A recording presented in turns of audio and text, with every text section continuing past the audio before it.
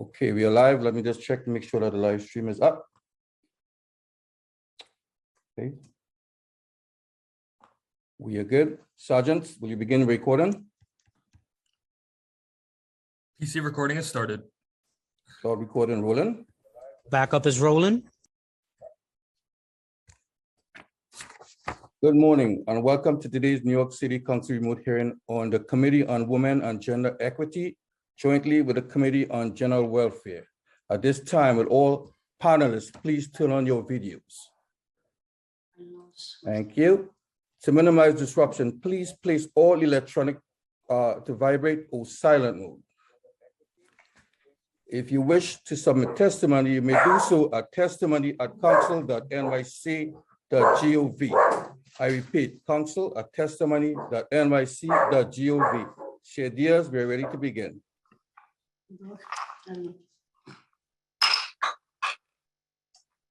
Good morning and welcome to today's oversight hearing on the Human Services Dimension System of Domestic Violence Shelters. I'm Council Member Donna Vanessa Diaz. My pronouns are she, her, and hers, and I chair the Committee on Women and Gender Equity. We are also joined by Committee on General Welfare, which is chaired by my colleague and also Brooklyn Council Member Steve Levin. In addition to the oversight topic, we will also hear proposed introduction 24A, sponsored by Council Member Helen Rosenthal in relation to establishing a street harassment advisory board, and proposed introduction of 2372, a sponsored bill by Councilmember Carolina Rivera in relation to creating a 2-year look-back window to Gender Motivated Violence Act and extending its statute of limitations. During the pandemic, the rate of domestic violence increased by about 8.1%, while movement restrictions were in effect. DV experts caution the figure is likely much higher than 8.1%. In New York City, stay-at-home orders force many survivors to shelter in place with an abusive partner or family member, further isolating them from supportive systems and seeking services. After initial decrease in the number of requests for DV services, once the city's DV providers shifted to working remotely, the number of survivors reaching out for assistance increased largely. Compared to 2019, city's DV call online increased by 17%. Number of survivors accessing services for the first time at the NYC Family Justice Centers or FJCs increased by 35.8%. Visits to New York City Hope website increased by 267%. Though DV homicides decreased from 2019 to 2020, there was also an increase of intimate partner relations homicides from 2019 to 2020. The number increased with the previous 5-year average of annual IPV homicides. From 2010 to 2020, there were 721 DV homicides, of which the majority of victims identified as female, while the majority of IPV homicide victims identified as female. I want to take special note. There is a reference to Bill Introduction 2379, which is laid over in committee, and we require the Department of Social Services to create a DV designated for male identifying individuals. That the majority, 57.3% of other family homicide victims identify as male. Compared to other race ethnic groups, a high portion of homicide victims are Black. According to 49% of victims' homicides, Hispanic individuals account for 28.8% of homicides. Black females sadly affect IPV homicides 29.6%, while making up 13% of the city's population. Hispanic females account for 26.6% of IPV homicides, while making up 14.6% of the city's population. Additionally, 1 of every 5 DV homicides, 2 out of every 5 other family homicides involve a child under the age of 10.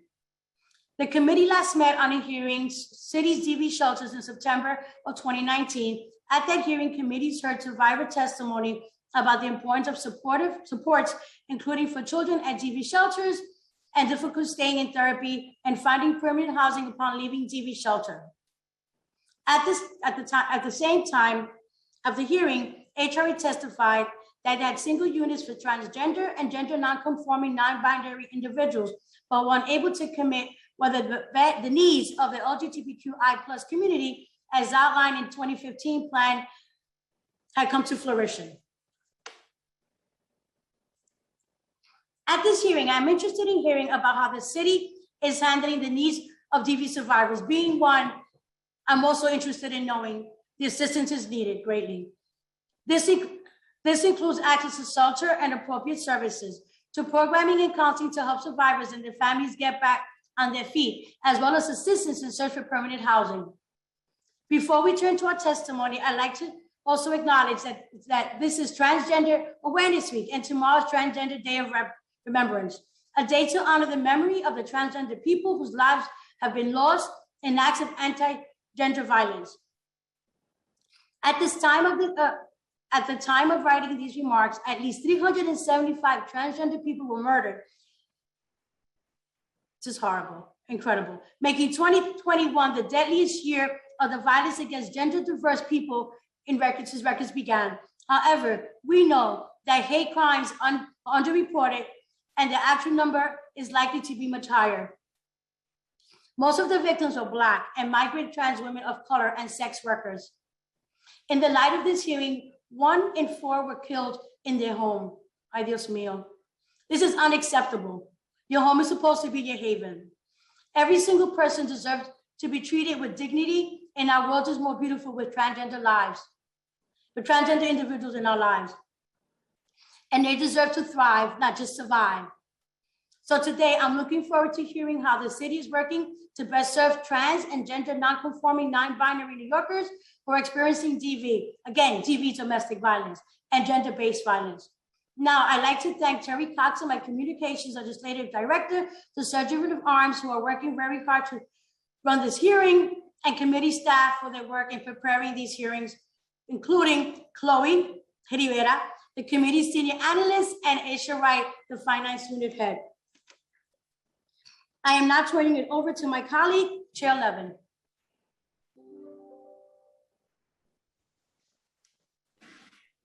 Thank you very much, Chair Diaz. Good morning and welcome to this joint hearing on the City Council's Committee on General Welfare and Women and Gender Equity. I want to thank my co-chair, Dharma Diaz, for organizing this hearing today. And I want to thank as well other members of the committee staff, and our Sergeants at Arms. The committee will conduct a hearing on the domestic violence system and hear any recent updates regarding resources, program developments, and the effect of the pandemic on this population's need for city services. We will also hear Intro 2372, sponsored by Councilmember Carlina Rivera, in relation to creating a 2-year look-back window to the Gender Motivated Violence Act and extending its statute of limitations. Domestic violence is frequently cited as the most common reason, or as one of the most common reasons for those entering the shelter system in New York City. And while we know that HRA's DV shelter system serves thousands of families every year through its emergency and tier 2 shelters, with new capacity coming online in recent years, however, the need may be far greater than what we are currently offering. Shortly after the stay-at-home order was put into place, domestic violence support lines and reports by local police departments responding to domestic violence incidents dramatically increased across the United States and here in New York City. It is important for this committee to hear of whether there is sufficient capacity to meet the needs and explore what happens when survivors must enter the general homeless shelter system. We need to understand what can be done to enhance domestic violence services, especially in accommodating new or shifting needs for families during the pandemic. The committee would like to know of how we may be able to better support those in the existing system and how they are faring at securing safe, permanent, and stable housing without having to enter the general DHS system. I want to thank the advocates and members of the public who are joining us today. I want to thank representatives from the administration for joining us. And I look forward to hearing from all of you on these critical issues. And I'd also like to acknowledge members of the General Welfare Committee who are here, and other council members as well. We're joined by Council Member Ben Kalos, Council Member Sylvina Brooks Powers, going through Council Member Carlina Rivera, Council Member Antonio Reynoso, Council Member Helen Rosenthal, and Councilmember Farah Lewis. And we expect to be joined by additional council members throughout the course of the hearing today. I'd like to thank my staff, Jonathan Boucher, my chief of staff, and my co-legislative directors, Elizabeth Adams and Nicole Hunt. I'd also like to thank the Women's and Gender Equity Committee staff, as well as the General Welfare Committee staff. The General Welfare Committee staff are Amanda Kilowan, Senior Counsel, Crystal Pond, Senior Policy Analyst, Natalie Omari, Policy Analyst, and Julia Haramis, Financial Analyst. And with that, I will turn it back over to my co-chair, Dharma Diaz. Thank you. Thank you for your deliverance. I'm turning it over to Councilwoman Rosenthal for a statement on her bill.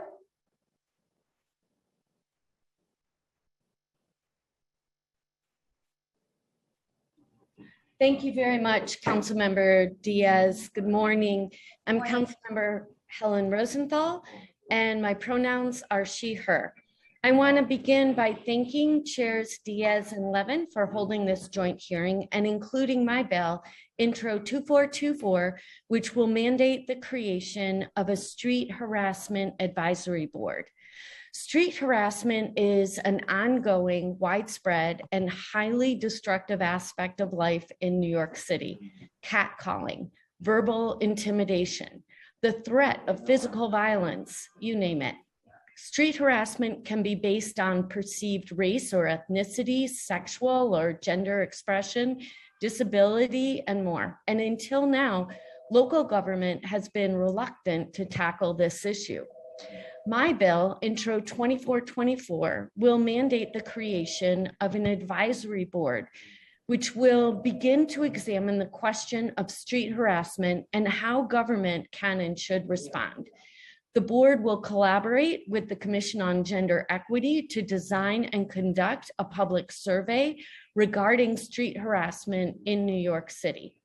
Based on the survey results and other research and public engagement, the board will prepare an annual report with recommendations for legislation and policy changes in response to street harassment. My bill also requires that the Commission on Gender Equity develop and post a resource guide for victims of street harassment and that CGE update this resource regularly. Our long-term intent is to support survivors, provide public education, and identify other evidence and community-based models of combating street harassment and violence.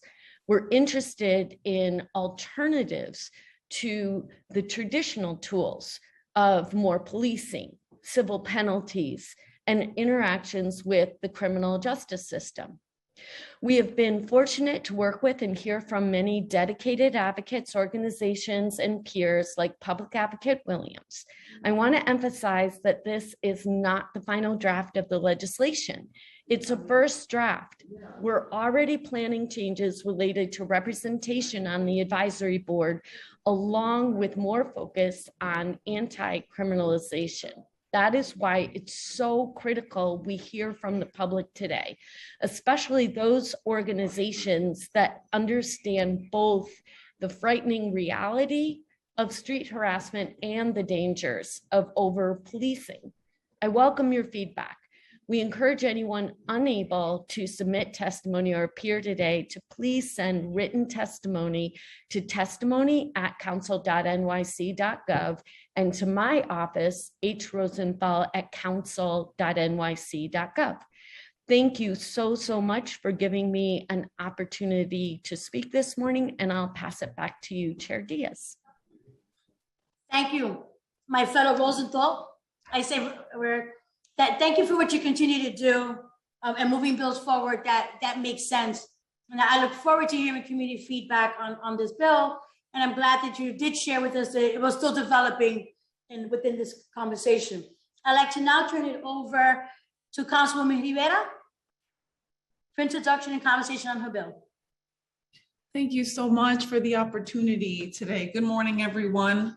I really appreciate this brief time to speak on behalf of my bill with Councilmember Sylvina Brooks Powers, Intro 2372. We introduced this legislation in order to create a 2-year look-back window for survivors of gender-motivated violence to file civil actions against their assailants under the Gender-Motivated Violence Protection Act of 2000, even if the statute of limitations in the case has already expired. The statute of limitations for filing civil actions under the GMVA in New York City is typically 7 years, but many survivors have come forward to tell their stories and seek justice for assaults that unfortunately occurred too far in the past to pursue action under the GMVA in its current form. This legislation offers a path to healing for those who have been failed by the very institutions tasked to protect them. I want to thank the survivors and advocates who approached me with this proposal last year, and I'm so proud to be championing this legislation alongside such an important ally and leader in this policy space, Councilwoman Sylvina Brooks Powers. I urge you, the committees, and my colleagues in the council to not just listen to, but to hear the survivors and advocates who have come forward to testify this morning, and to join us in proud and unwavering support of this legislation. Thank you. Thank you, Councilman Rivera. Councilman Powers, remarks?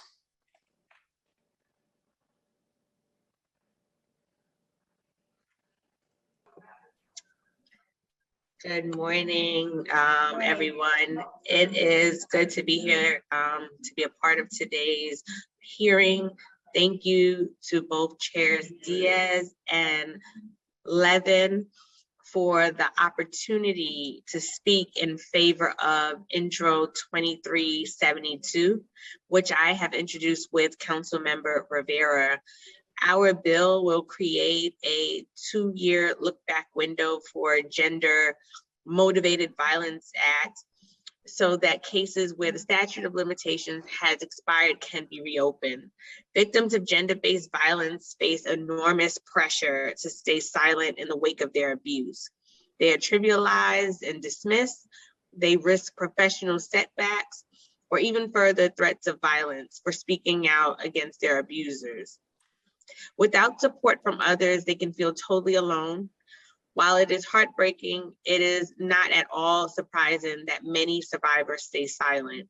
The reality is it can take months or years before a survivor feels safe enough to share their story. Our legal system must recognize this reality. All survivors deserve to have their voice heard on their terms, but far too often they are stonewalled by an expired statute of limitations. With this new 2-year look back window, countless others will finally be able to come forward. Justice delayed is justice denied. And when we pass this bill, justice will be delivered. I'm looking forward to hearing input from my colleagues and advocates on our bill. I urge my colleagues to join us in delivering justice to all New Yorkers and working to finally bring an end to gender-based violence. And once again, thank you so much to my colleague, Councilmember Rivera, for partnering up on this critical piece of legislation. And to my colleagues in government, we have work to be done, and this bill is a step in the right direction. Thanks so much. Thank you, Councilman Brooks Powers. I'm not sure if Councilman Kalos is on, if he's on and would like to bring commentary on this bill. No, okay. Again, thank you for the presentation of this bill. Someone that has been a DV victim can definitely relate to having an opportunity to think back and work through issues. You know, as a victim, you often need the time to accept, internalize, and step forward. So again, thank you for introducing this conversation, and I look in greater support to this bill. I'm now going to turn it over to the moderator, Ms. Chloe Rivera. Thank you, Chairs Diaz and Levin. My name is Chloe Rivera, and I serve as the Senior Policy Analyst, at the Committee on Women and Gender Equity at the New York City Council. I will be moderating today's hearing and calling on panelists to testify. Just as an aside, I'd like to acknowledge that Councilmember Kalos was in attendance. So before we begin, please remember that everyone will be on mute until I call on you. After you are called on, you will be unmuted by a member of our staff. Note that there will be a few second delay before you are unmuted and we can hear you. For public testimony, I will call up individuals in panels. Please listen for your name. I will periodically announce the next few panelists. Once I call your name, a member of our staff will unmute you. The Sergeant at Arms will set a clock to give you the go-ahead, and you can begin your testimony. For today's hearing, the first panel will include representatives from the New York City Human Resources Administration, the Department of Social Services, and the Mayoral Office to End Domestic and Gender-Based Violence, or NGBV, followed by council member questions, then public testimony. For the administration, we will have Natasha Godby, Deputy Commissioner at HRA, Aaron Drinkwater, Deputy Commissioner for Intergovernmental and Legislative Affairs at the Department of Social Services, and Elizabeth Dank from NGBV. I will now administer the oath to the administration. Please raise your right hand. When you hear your name, respond once a member of our staff unmutes you. Do you affirm to tell the truth, the whole truth, and nothing but the truth before these committees, and to respond honestly to council member questions? Deputy Commissioner Godby? I do. Thank you. Deputy Commissioner Drinkwater?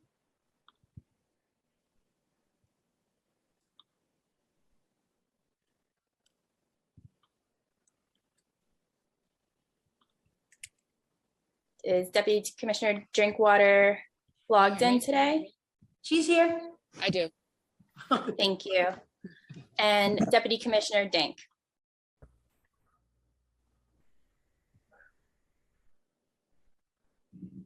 I do. Thank you. Deputy Commissioner Godby, you may begin your testimony. Thank you. Good morning. I want to thank the Committees on General Welfare and Women and Gender Equity for holding today's hearing and for the opportunity to testify. My name is Natasha Godby, and I am the Deputy Commissioner of Emergency and Intervention Services, EIS, for the Human Resources Administration, HRA. I am joined by Elizabeth Dank from the New York City Mayor's Office to End Domestic and Gender-Based Violence, NGBV. Today, we look forward to updating the Council on our work to address domestic violence across the city and our efforts to bring support and services to the most vulnerable New Yorkers. In the previous testimony before the Council in 2019, an update was provided on this topic. And a few short months later, COVID-19 changed our environment and way of delivering services. While the pandemic brought on many challenges, we look forward to updating the Council on the critical work that continued uninterrupted by our staff and providers to ensure service continuity and support for survivors of domestic violence. HRA is the nation's largest social services agency, assisting over 3 million New Yorkers annually through the administration of public assistance programs, including cash assistance, employment programs, food stamps, public health insurance, and other supports that help New Yorkers remain in the workforce. HRA also plays a role in the administration of housing programs such as supportive housing and services designed to assist individuals who are experiencing chronic homelessness, individuals with HIV/AIDS, individuals with serious mental illness, and/or individuals who are survivors of domestic violence, amongst others. Much of our work focuses on advancing one of this administration's chief priorities, reducing income inequality and leveling the playing field for all New Yorkers. Our staff at HRA's Office of Domestic Violence works each day to address the life-altering effects of domestic violence, a significant driver of poverty and homelessness. This is achieved by ensuring that survivors and their families have access to safe living conditions and trauma-informed services, both within the shelter systems and as they transition back into their communities. HRA works with providers across the city to connect survivors of domestic violence and their children to critical services and programs. This work follows the New York State Domestic Violence Prevention Act of 1987, which requires counties to provide both non-residential services and residential shelter services to survivors of domestic violence and establishes program funding. The New York State Office of Children and Family Services, OCFS, promulgates and maintains regulations for licensure and the standards for the establishment and maintenance of residential and non-residential domestic violence programs. OCFS authorizes DSS HRA's administration of the financial and contractual requirements of domestic violence emergency residential shelter programs. Additionally, the New York State Office of Temporary and Disability Assistance, OTDA, authorizes DSS HRA to administer the financial and contractual requirements of the Domestic Violence Tier 2 residential shelter system. HRA's domestic violence shelter system is the largest in the nation. Our programs are designed to stabilize clients in a safe environment and are developed to address the trauma of domestic violence while at the same time increasing a client's self-sufficiency. The robust suite of services includes, but is not limited to, individual counseling, advocacy, psychoeducational groups, and trauma-focused interventions. All domestic violence shelters are required to provide childcare services and assist clients with obtaining permanent housing, benefit entitlement application assistance, financial development services, and workforce readiness services to enhance clients' self-sufficiency. Our emergency domestic violence shelter system consists of 55 confidential facilities across the city with a total bed capacity of 2,451 emergency beds. These emergency shelter providers offer trauma-informed services to survivors of domestic violence who are in imminent risk and/or are fleeing a current domestic violence incident. Within the 55 sites, there are 10 DV Tier 2 transitional shelter facilities. They include 447 units that serve domestic violence survivors who have stabilized over time in the emergency system and require extended services. In calendar year 2020, HRA DV shelters served a total of 9,439 adults and children, of which 2,341 were families with children and 386 were single adults that were discharged from domestic violence emergency shelters. These figures should be seen within the context of this administration's ongoing efforts to increase support for survivors of domestic violence. Mayor de Blasio and Commissioner Banks increased shelter capacity. Under their tenure, 300 additional emergency beds were added and are operational, and 400 Tier 2 units were awarded, of which 233 are operational.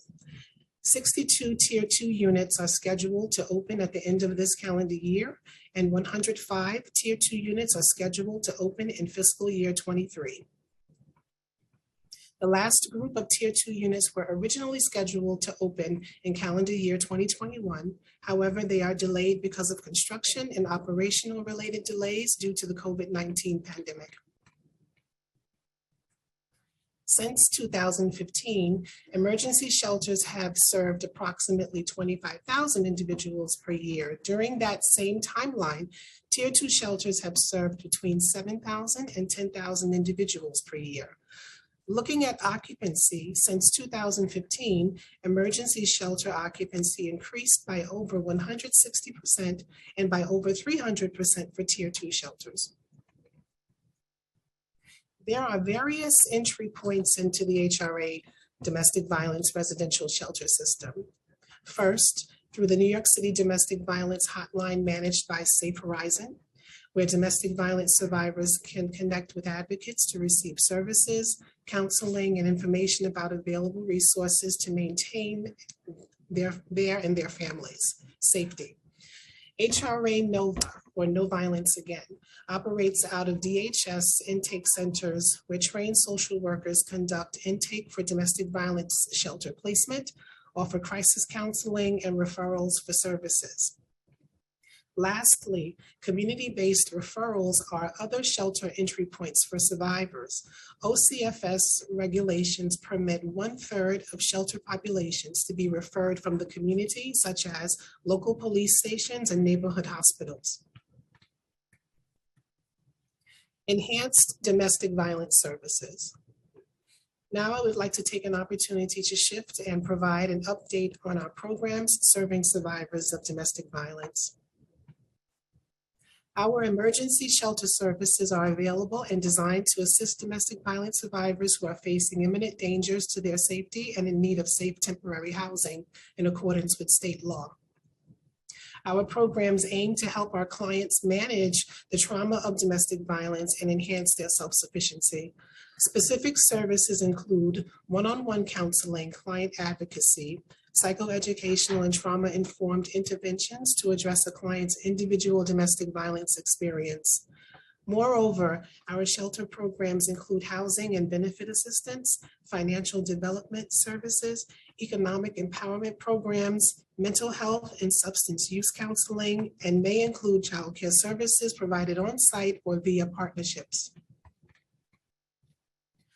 Our efforts to improve our services for survivors of domestic violence and sexual assault continue with the implementation of this year's Local Law 102, which requires DSS to provide survivor-centered responses to complaints of sexual assault or harassment made by a client or staff. We are working towards implementing the requirements of this local law and are coordinating the training and outreach steps to ensure survivors are aware of available resources. All domestic violence contracted providers were contacted and notified of their responsibility for developing and providing to HRA their policy and procedures to address sexual harassment as per Executive Order number 64 of March 2021. HRA, in conjunction with NGBV, developed a flyer with information and links to resources to assist survivors of sexual violence and provided the flyer to all domestic violence contracted providers to post and distribute in domestic violence shelters and non-residential contractor locations. We are working in conjunction with NGBV on the development of training and linkages and access to resources. We appreciate the Council's work and suggestions as we serve our most vulnerable New Yorkers. Gender equity. We also would like to update the committees on our gender equity work. Over time, programs for domestic violence survivors were originally created to serve cis women and their children. The DSS Diversity and Equity Team's Gender Equity Initiative engaged HRA's non-residential domestic violence providers regarding ensuring that they are inclusive places for people of all genders. Currently, HRA is working in collaboration with the Director of Equity and Gender to develop training to address services for LGBTQI+ individuals. The New York State Social Services Law mandates HRA to provide emergency shelter and other services for survivors of domestic violence. The law does not make distinctions on the basis of sex or gender identity, and HRA requires that all services are provided to all New Yorkers, regardless of their sex or gender identity. A domestic violence survivor is any person over the age of 16, any married person, or any parent accompanied by his or her minor child or children in situations in which such person or such person's child is a victim who experiences domestic violence. Placements in domestic violence shelter are subject to the client's designated safe area, family composition, availability of a bed or unit that can accommodate the client's criteria, and any other special needs that the client may have, including but not limited to their specific medical needs, pets, employment, and child's school location.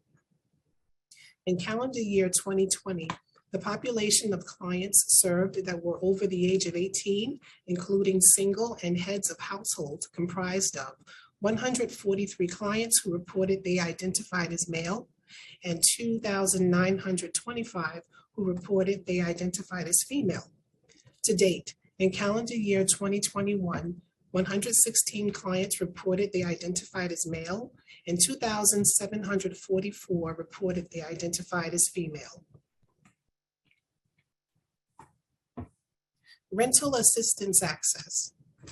Our Office of Domestic Violence Housing Support Services works with domestic violence shelter clients who are eligible for HRA housing subsidies, helping to issue housing certifications, reviewing and approving housing application packages, and conducting lease signings and renewals. As part of our efforts to enhance safety measures for our clients have the ability to self-determine safe areas in communities where they are seeking permanent housing. This meticulous process helps ease limitations and expands housing options for domestic violence survivors seeking a safe home. Aftercare and wraparound services. Our programs and services also support domestic violence survivors to transition back into their communities. These services include crisis intervention, case management and advocacy, counseling, support groups, and economic security advocacy, and are delivered through the New York City Family Justice Centers, FJC, and community-based services. HRA works with 9 contracted providers to offer state-mandated non-residential services across the city for survivors. This program offers a range of supportive services to families who are survivors of domestic violence, along with aftercare services for clients transitioning out of shelter to ensure they are stabilized once they relocate to permanent housing. In fiscal year 2021, the non-residential service providers enrolled 21,538 clients. Domestic violence legal services. HRA's Office of Civil Justice, OCJ, which manages and monitors the city's programs that provide civil legal assistance to New Yorkers in need, operates critical legal services programs that specifically address the legal needs of survivors of domestic and intimate partner violence. The service for survivors facing housing legal issues such as possible eviction, harassment by an unscrupulous landlord, or other threats to the stability of their homes, OCJ and its nonprofit legal service partners have made housing legal assistance available to survivors in all of the city's family justice centers. This program has provided legal assistance to 210 survivors and other household members through the referrals made at FJCs. HRA also prioritizes immigration legal support services for survivors and their families. In fiscal year 2021, the city's immigration legal support services, which include Action New York City, the Immigration Opportunity Initiatives, IOI, and legal programs supported by federal community service block grants, have assisted survivors in 878 immigration legal matters. OCJ also manages legal service programs through the Supporting Alternatives to Violent Encounters, or SAVE program, which is funded by the council. The SAVE program provides free legal services to domestic violence and intimate partner violence survivors in areas including family, matrimonial, and consumer law. Exits from DV shelter. In 2018, local law number 83 was enacted, amending section 21-141 of the Administrative Code of the City of New York in relation to exits from domestic violence emergency shelters. Local law 83 requires HRA to submit an annual report to the Speaker of the New York City Council and upload to the council's website exits from domestic violence emergency shelters. In accordance with OCFS regulations, emergency domestic violence shelters provide temporary safe housing and supportive services for up to 90 days, and with an additional extension up to a maximum of 180 days for clients in need of extended emergency services. Providers are expected to develop a housing plan with domestic violence shelter clients, while the HRA Office of Domestic Violence, ODV, works closely with providers to support staff and clients during each transition. In calendar year 2020, HRA DV shelters served a total of 9,439 adults and children, of which 2,341 were families with children and 386 were single adults that were discharged from domestic violence emergency shelters. Streamlining client transition. HRA and DHS have implemented a streamlined process for clients who have reached the state set 90-day limit in the domestic violence emergency system with no available options for permanent housing to seamlessly transfer into the DHS shelter system. This process promotes a safer and more efficient path for DV clients to access DHS resources and eliminates the disruptions that can occur when families move from one system to another, and simplifies the sharing of information for admissions purposes. HRA's Office of Domestic Violence works closely with providers who are expected to assist clients in developing a transition or exit strategy to support staff and clients during each individual transition. In 2020, three single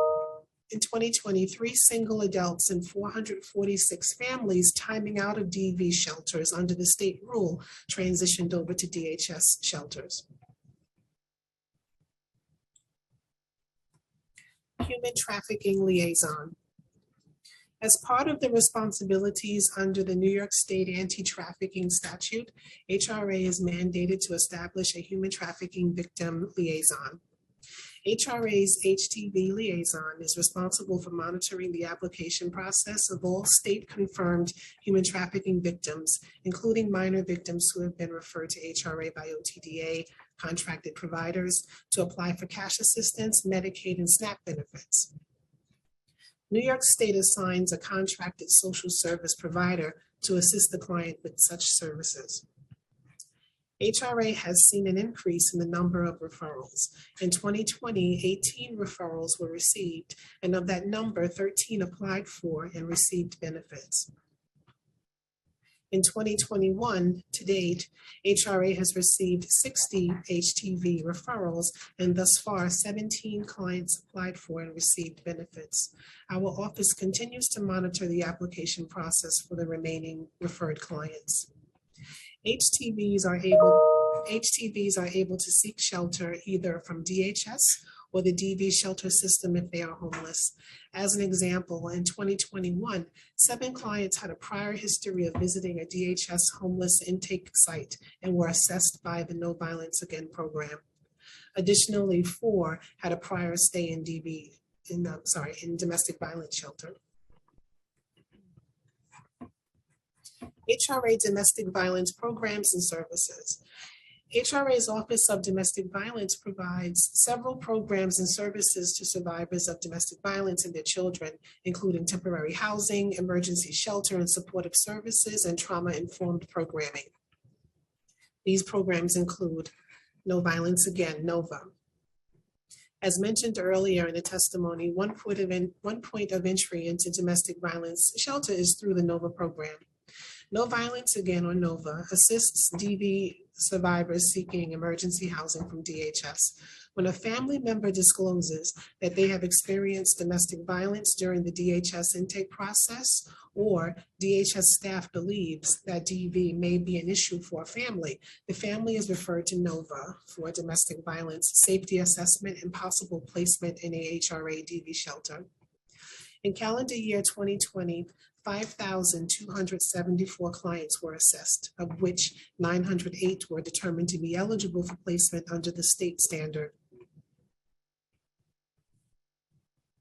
Domestic Violence Liaison Unit. In accordance with OTDA public assistance regulations, the Domestic Violence Liaison Unit works to protect survivors of domestic violence who are at risk of being endangered through compliance with federal and state public assistance requirements, particularly those related to employment and child support. Clients are served by liaisons at all HRA FIA job centers. who help determine eligibility for waivers from employment, child support, and other requirements to meet the client's safety and confidentiality needs. These waivers help survivors avoid activities that may put their safety at risk, such as traveling to an employment location where the abuser could find them and/or participating in paternity and child support enforcement court proceedings. The waivers give the clients the opportunity to safely comply with federal and state public assistance requirements so they can continue to safely seek employment and receive child support. In calendar year 2020, the Domestic Violence Liaison Unit assessed 6,920 clients for safety and 5,694 waivers were granted under federal and state rules. Anti-Domestic Violence Eligibility Needs Team, ADVENT.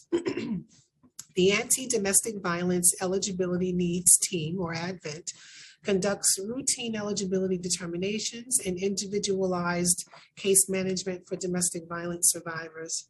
The ADVENT team also processes housing applications and lease documents for HRA housing programs for clients in domestic violence shelters. In fiscal year 2020, ADVENT provided specialized services to an average of 311 clients in receipt of domestic violence services per month. The Alternative to Shelter Program, ATS. The Alternative to Shelter, or ATS, which is transitioning to NGBV, is a program that helps reduce the need to enter shelter by giving domestic violence survivors who have orders of protection the option to remain safely in their homes. ATS assesses each client's need and develops a safety plan with the NYPD's coordination to ensure that the client and their family can quickly alert the authorities when in danger. Clients are provided with a personal electronic response alarm device that is connected to a system that is monitored 24 hours a day that notifies authorities to dispatch police when the alarm is activated. In calendar year 2020, ATS received 747 new referrals and had an average active caseload of 192 clients per month. Teen Relationship Abuse Prevention Program, RAP. The Teen Relationship Abuse Prevention Program, RAP, is a nationally recognized domestic violence primary prevention program. Located in public high schools and middle schools citywide, the program provides a comprehensive curriculum in which students learn to recognize and change destructive patterns of behavior before they are transferred to adult relationships. On average, 420 students a month receive individual or group counseling, with an on average 330 completing the 3-session curriculum. DV Mental Health Services. HRA, in collaboration with NGBV, will now have funding to establish a mobile and on-demand mental health services program that will provide shelter-wide mental health support services to domestic violence clients and their children. The program will commence in early 2022 and further enhance the current array of domestic violence services provided by existing contracted providers by incorporating approximately 30 licensed clinicians, psychiatrists, and social workers that will immediately screen, assess, and provide mental health-focused care to approximately 9,500 families entering DV residential services programs throughout the year.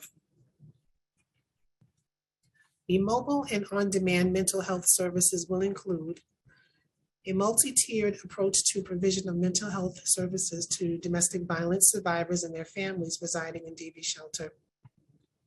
Mental health trauma-informed social work services that are delivered in a culturally relevant environment and sensitive to the effects of domestic violence. Mental health services with a focus on children dually affected by both vicarious or secondary domestic violence trauma exposure and the adverse effects of homelessness on children. A universal mental health screening tool which can be used for the evaluation of all newly admitted shelter residents. Delivery of secondary tier mental health non-pharmaceutical intervention via a psychologist, social worker for domestic violence survivors with identified mental health needs. Crisis on-call mental health services that can be provided either in person or via telehealth. The third tier of mental health services will be in the form of a warm handoff to New York City Health and Hospital Psychiatric Services via linkages. Responding to the COVID-19 pandemic. Now we would like to highlight some of the essential work that HRA's Office of Domestic Violence staff performed during the COVID-19 pandemic. As we continue to engage clients and all survivors to ensure the continuity of critical services efficiently and without any disruption as the city transitioned to remote work. During the COVID-19 pandemic, the Office of Domestic Violence continuously provided services to domestic violence survivors, including social services and shelter, in addition to new services to meet our different environments, such as internet connectivity for clients. The office continues to provide these critical services and has worked to extend our public reach by breaking down barriers and meeting survivors where they are. For example, in collaboration with the Mayor's Office to End Domestic and Gender-Based Violence, the office is assessing additional means of communication via the domestic violence hotline for initial assistance, such as text and chat communication functions, which may open other avenues for domestic violence survivors to seek help. During the initial phase of the pandemic from February to April of 2020, the agency saw a decrease in the number of domestic violence referrals from the New York City DV hotline. Since then, the referrals have increased to their pre-pandemic levels. To inform the public that domestic violence services were available during the pandemic, HRA and NGBV ran social media notifications to expand our outreach to vulnerable communities. Several steps were taken throughout domestic violence shelters to maintain safety during the pandemic. Domestic violence shelters have been following Centers for Disease Control and Prevention, CDC, and New York City Department of Health and Mental Hygiene, DOHMH, guidance and protocols around safety to protect the health of our clients and their families. Domestic violence shelter providers have also been provided with free personal protective equipment from city and state agencies, such as hand sanitizer and masks for clients and staff. To safeguard the health and safety of our clients and staff at shelters, clients who tested positive for COVID-19 were quarantined in their individual shelter unit or offered a DHS isolation unit.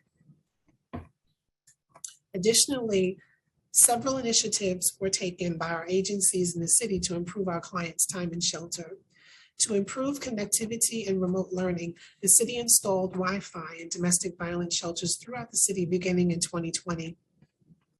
Additionally, HRA worked closely with New York City Department of Education to ensure all school-age children at domestic violence shelters receive a device to access the internet. Clients and their families now have unlimited Wi-Fi access for educational purposes, as well as to search for housing, employment, and related services, such as social service benefits using Access HRA. From its onset and throughout the COVID-19 pandemic, HRA has advocated for and received significant temporary waivers from state and federal requirements to provide clients greater access to benefits and services. One of these waivers we obtained extended the 180-day state limit on domestic violence and emergency shelter stays, giving our clients the flexibility and time to get back on their feet. As we have reported to the council previously, DSS, HRA, and DHS also put in place several COVID-19 reforms and operational changes to better serve our clients. For example, we waived all in-person engagements for survivors of domestic violence and set up call-in numbers for assessment and crisis counseling. In addition to being protected by the various eviction moratoria put in place due to the pandemic, on an as-needed basis, our clients were connected to pandemic resources such as New York State Emergency Rental Assistance Program, ERAP. Resources such as these can assist our clients and their families to transition from shelter and ultimately return safely to the community. Legislation. Intro 2732 recognizes the complexities of gender-based violence that may contribute to a delayed initiation of a civil legal remedy. We support the intent of this legislation to expand and strengthen access to resources and remedies for survivors, and we look forward to working with the council on a final bill. Thank you for the opportunity to testify today on our work to protect survivors of domestic violence. We welcome any questions you may have. Thank you. Thank you. Thank you, thank you, thank you. Deputy Gobai, very extensive report. I'm sure after this hearing, staff and I are going to review, because quite frankly, after hearing so much is being done on paper, one would hope that our numbers would decrease throughout time as opposed to increase. So, but again, thank you for your extensive report. Thank you. Yeah. I'd like to acknowledge some of my colleagues that have joined. Majority Leader Cumbo's here, Councilwoman Vanessa Gibson, Councilmember Genoa, who else? Gennaro, Councilmember Lander, if I have not acknowledged him earlier. Thank you.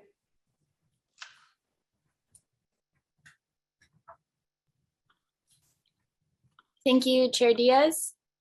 I believe the other members of the administration are available for Q&A.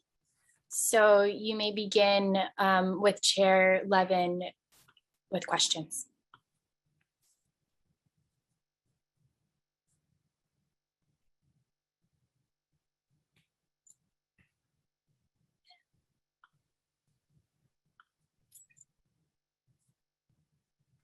Chair Diaz, do you have any questions for the administration?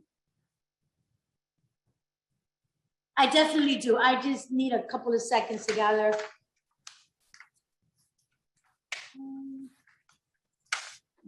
I was taking notes as a deputy was in conversation. Like, okay, but we'll get back on target. Again, thank you. Thank you so much for answering some of my questions in reference to statistics and the impact, and thank you for thinking outside the box and extending the stay of 180 days to better serve the families under your wing, if I may say that.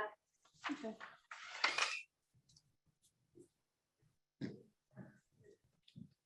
I do remember hearing that there was an expectation of meeting a greater ability for capacity by the end of this year, 2021, and perhaps you've fallen short.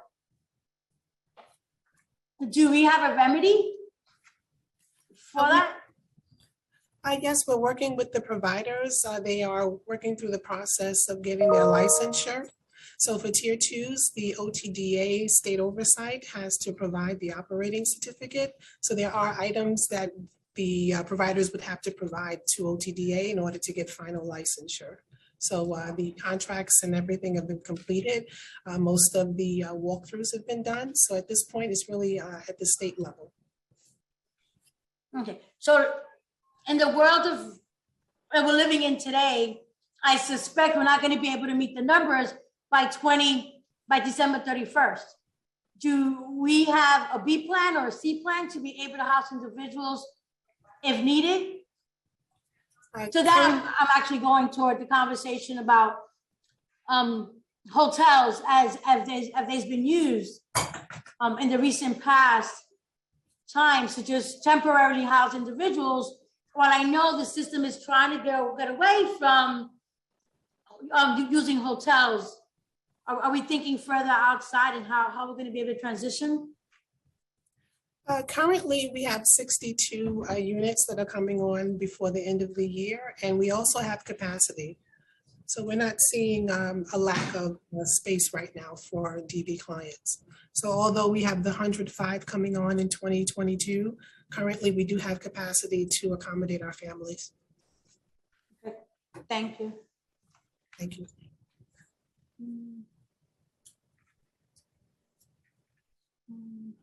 Councilmember Levin, are you back on?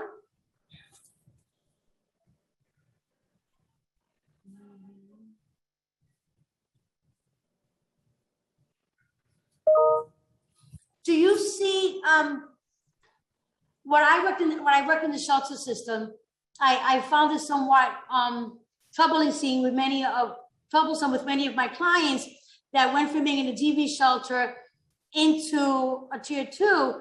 I found that with more time under DV setup, they would benefit. While we've been dealing with the pandemic and you've had to extend the stay to 180 day, past 180, do you find that there's a benefit in assisting the families and ensuring permanent housing?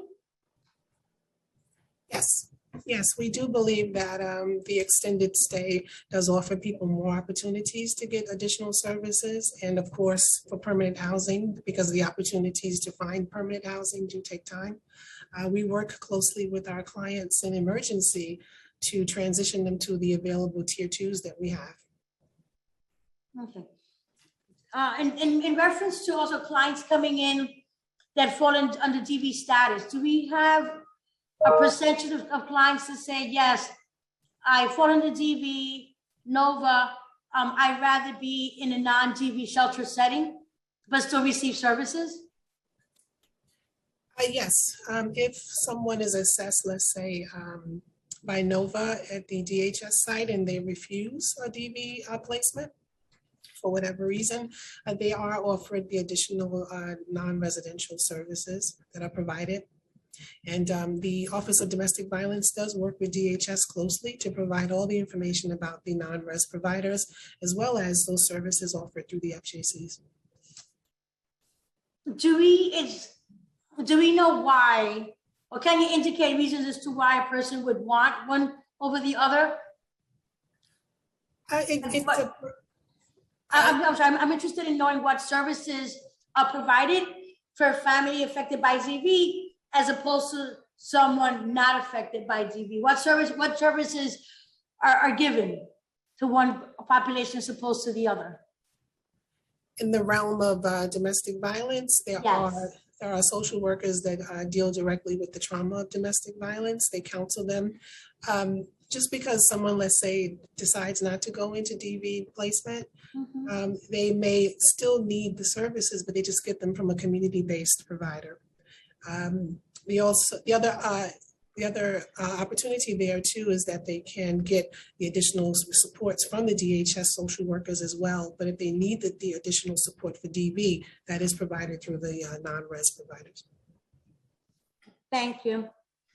I'd like to have a conversation in reference to shelters, the cost.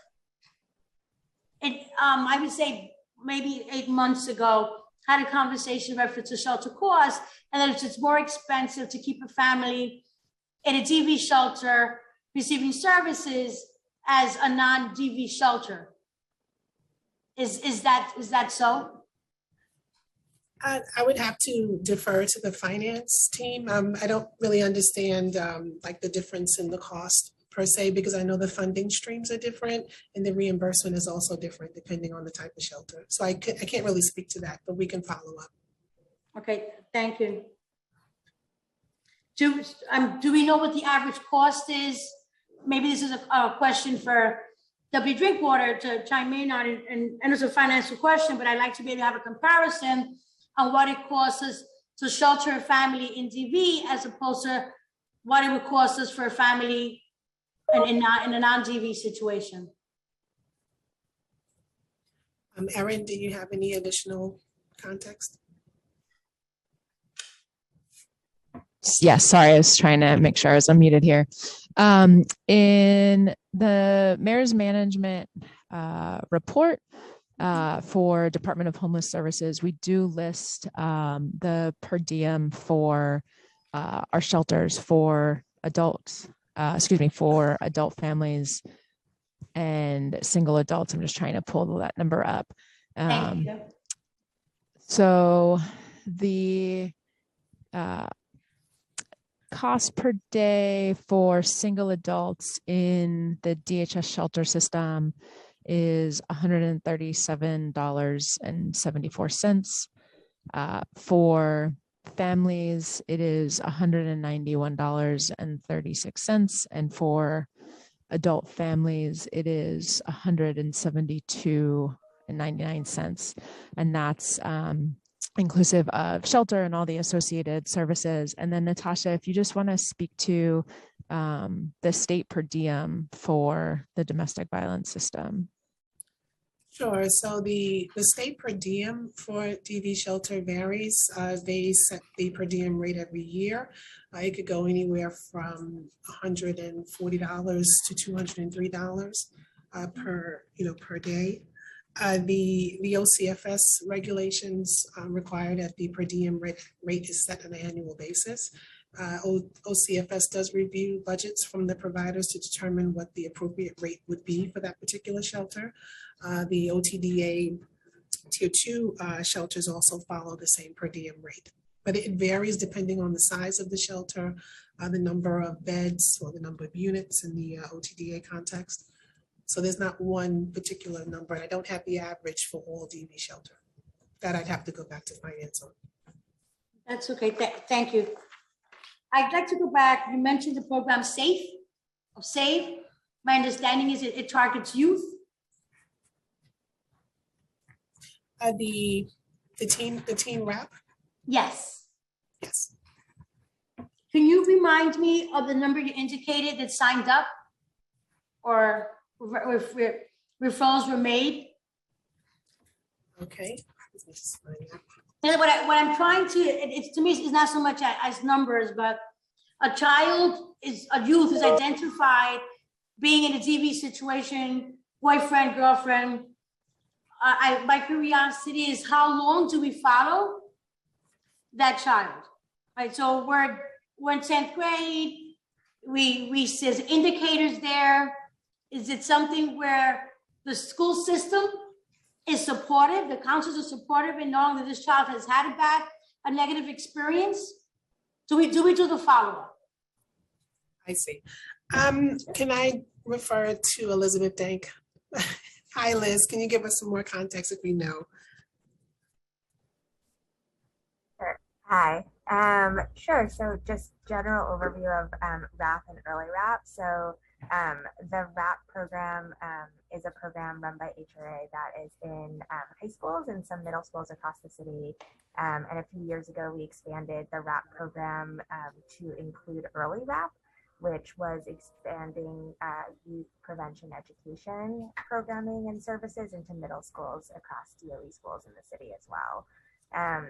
So through those programs and community-based providers, students are connected to workshops about healthy relationships, and support is also provided to both students and families who are experiencing domestic and gender-based violence. Earlier this year, NGV also launched the ABCs of Healthy Relationships, which is a new curriculum that we developed through a public-private partnership in collaboration with the Mayor's Fund to advance New York City and the Chosen Foundation and Day One to create toolkits for parents, educators, and caregivers to provide healthy relationship education to students in grades K through 5. So it's the first time the city had implemented curriculum support for students in elementary schools. Within the next 15 days, can you please share with me what the cool kit looks like? I'd also like to make sure that our counterparts in Department of Education are paying attention to the toolkit, especially since we've had the transitioning from working from home to in person, and knowing that each school in the near future is going to have additional support of mental health services staff. I think it's really important that we're all brought up to date on the resources that are made available. Sure, we could definitely send that. And also just noting that the toolkit is available on NGV's website, and it's also available through DOE's parent university. And we're working closely with DOE to continue to identify ways to push out the toolkit to families. Okay, so I know that I send emails out in a massive amount, and not every email is opened or replied to. Do you have a mechanism in place for checks and balances? That you know you send it to PS 108 in East New York, and the email was opened? Is there a receipt? How do you know that anyone that you send the kit to, and you've tried to engage, has actually at least acknowledged receiving the information that you're sending over? Mhm. So I can get back to you on ways that we're tracking utilization of the toolkits. I would imagine that the key metric we will be utilizing, and this was just launched a few weeks ago, but I imagine the key metric we'll be utilizing are hits to the toolkit on our website, but we can get back to you to talk more about the utilization tracking that we'll be doing. Wonderful. If I learned anything from Department of Homeless Services, is getting a receipt. You know, so this way, you know, it's actually happening. It may be annoying to staff who have to sign off and check the balances, but it's a way of us actually proving that services are being provided, or at least we're attempting to be good government. I'm gonna stop my questioning. I see Councilwoman Rivera has her hand up. I'm not sure if she wants to jump in now.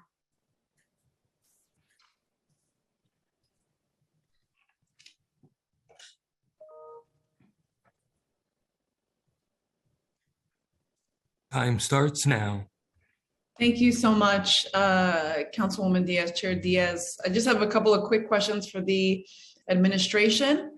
I did hear that the administration does support Intro 2372. Is that correct? Yes. Great. So Intro 2372A includes changes that shift language from the individual to party or parties. How does the administration anticipate the impact of this change to the Gender Motivated Violence Act? So I'll defer to Elizabeth Dank, my colleague.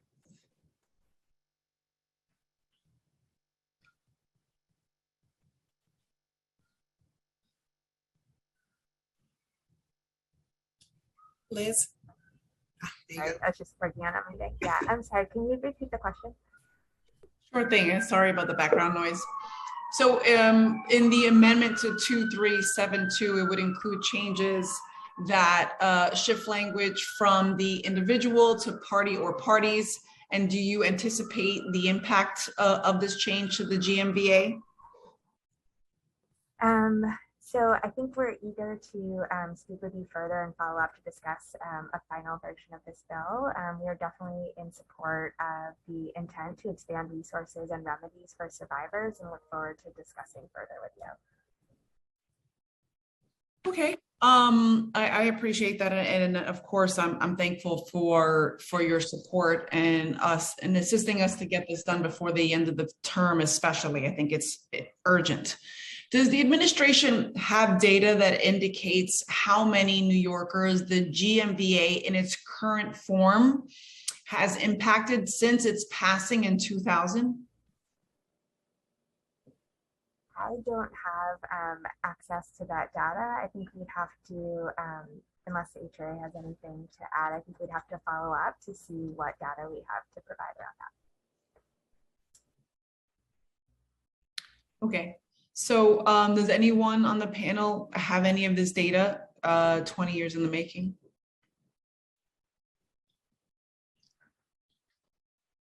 No, not at this time, not from HRA. Okay, if you can get back to us with that information, we would be grateful. And I would just say that I just think it's critical to expand these protections beyond the individual. So I'm looking forward to working with you all to make sure that we can, of course, strengthen the bill and have it passed and implemented as soon as possible. Thank you so much, Chair Diaz, for the time, and to the administration for their testimony and their work on this. It's my pleasure. Thank you, Councilman Rivera, for thinking outside the box. I'm not sure, Chair Levin, are you back? I'm sorry, Claudia, I'm doing your job. I'll step back. I see. No problem. If any other council members have questions at this time, please use the raise hand function in Zoom, and I will call you in the order of hands raised. And also, I'd like to ask the administration to remain unmuted when you are in Q&A. Thank you.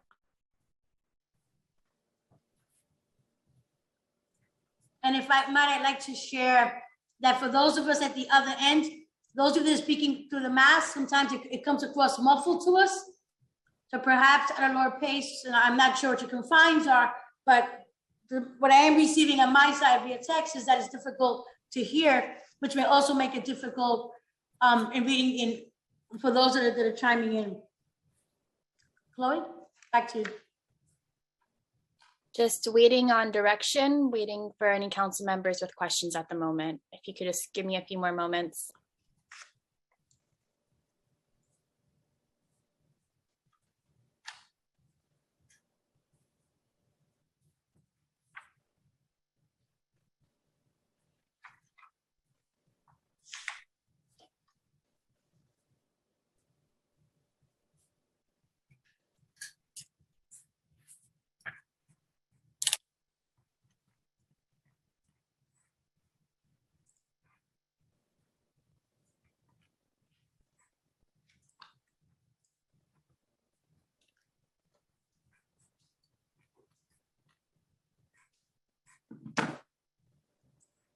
Seeing no other council member hands raised at this time, Chair Diaz, would you like to move to public testimony? Absolutely. Great. I'm sorry, Chair. I just had to step aside for a second. I'm back here. It's okay. I know we're juggling many hearings at the same time. Your pardon. Jump right in. Give him a hard time. Let's go. Give me one moment. Excuse me.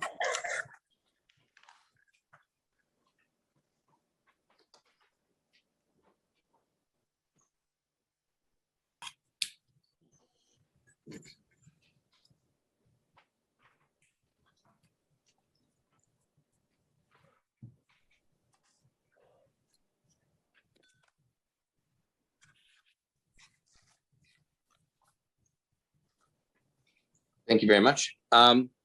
So I just wanted to ask a few questions just about how the service delivery within the HRA system for domestic violence shelters is being currently delivered. At the current moment,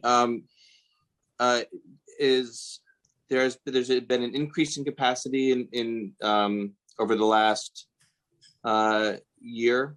Is that correct? There's been new capacity that's opened up. Yes. How many new spots within the system? Let's see.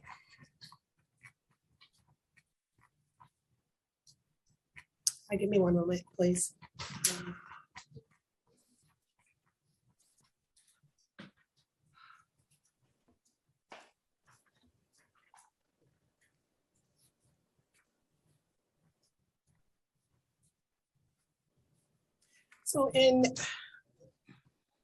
From July of 2021 to present for our tier twos, we opened 70 additional units. And in May of 2021, we opened 44 additional units. Let's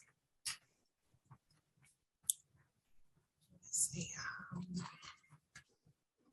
And we are on track to have 400 in total by 2021. I'm sorry, by 2022. And all 300 additional emergency beds have already been awarded and are operational.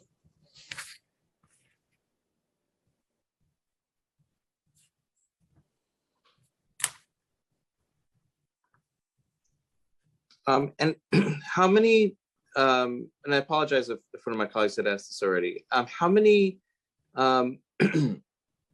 clients go from the HRA DV system into the DHS system? Are those that are streamlined? Just that will actually end up not being placed into permanent housing directly from the HRA system, but it'll actually end up going into the DHS system. DHS system. I can look at the exit reports that we had provided under the local law. It does show how many clients left DV shelter and went into DHS shelter. Looking at the numbers from 2020.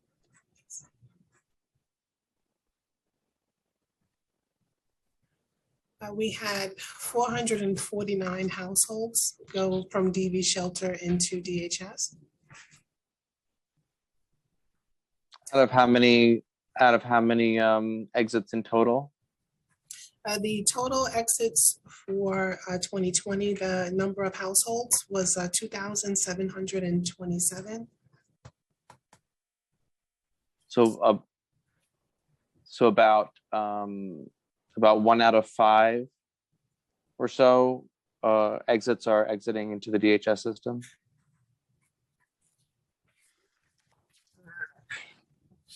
Not that great with with math, so I'll take your word for it.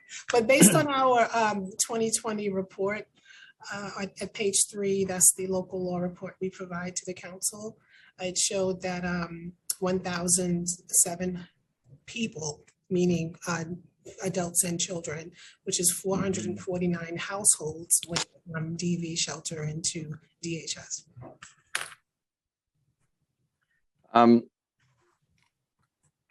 I mean, obviously that's a major source of concern, and I mean, there should be no family that or individual that has to go to the DHS system. I mean, can you speak a little bit about the difference in the service delivery?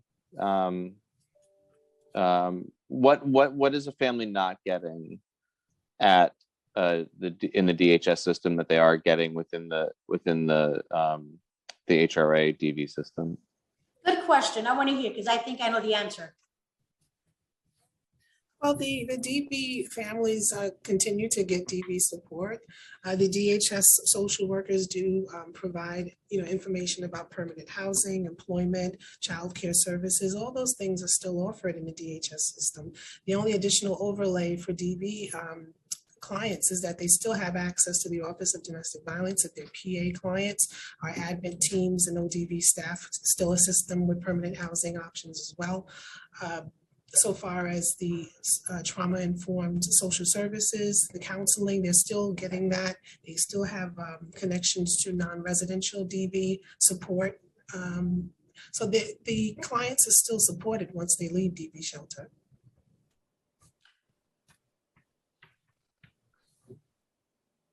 I mean, obviously that's, not every DHS funded and run shelter has the level of services, whether it's trauma-informed care or the array of social services that are available. I mean, it's not obviously within the contracts that that are funded in terms of staff. I think that it continues to represent, I think a shortcoming of the system if any family is being discharged from the HRA system into the DHS system, regardless of whether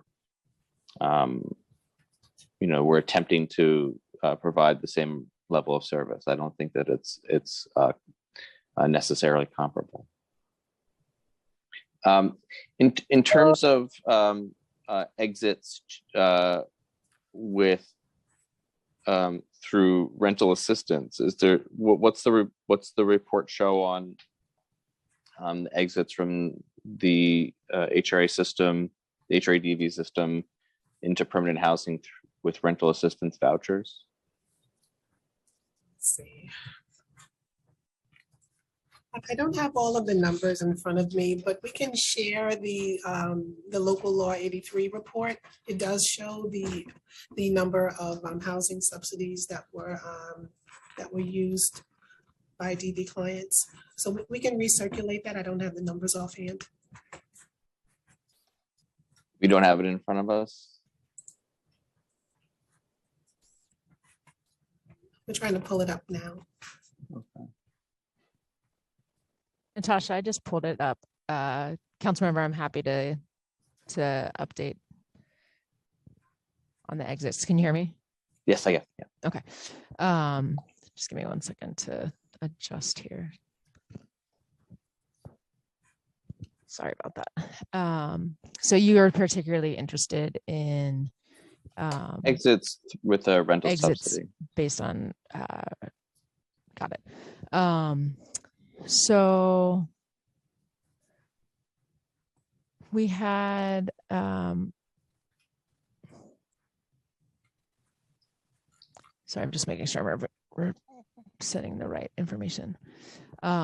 So of those that were exited to housing, we had 14 households who exited to NYCHA. We had 64 households who exited with a rental subsidy, 91 with no rental subsidy, 3 with supportive housing, 414 made their own arrangements, and 762 is unknown. So, so less than 70 exited with a rental subsidy. Yes, this is over calendar year 2020. So those numbers, I don't have the numbers from 2019 in front of me, but there was certainly Calendar year 2020 implication because of the pandemic. Sure. Do we know? I mean, is every client? Do we know how many had access to like a city FEP shopping letter? In other words, somebody's spending 6 months in an HRA shelter. They should have. We can get back to in you that with that time. number. I mean, but they obviously they should, if they're qualifying, if they meet the qualifications on income requirements, they should have access to. We can get back to you with that number. Okay. Right, we don't have the numbers, but yes, the clients are issued a shopping letter on day one, actually. Yes, as soon as their information is entered into our database, we search to see if they're known to HRA, and if we have all of their income information, they get a shopping letter immediately. But they're 8 times as likely to exit into the DHS system as they are to exit into permanent housing with a rental subsidy. You know, if there's only about 60 or 70 exited with a rental subsidy, and 400 exited into the DHS system, I mean, that's not an acceptable outcome. No, and those numbers, I mean,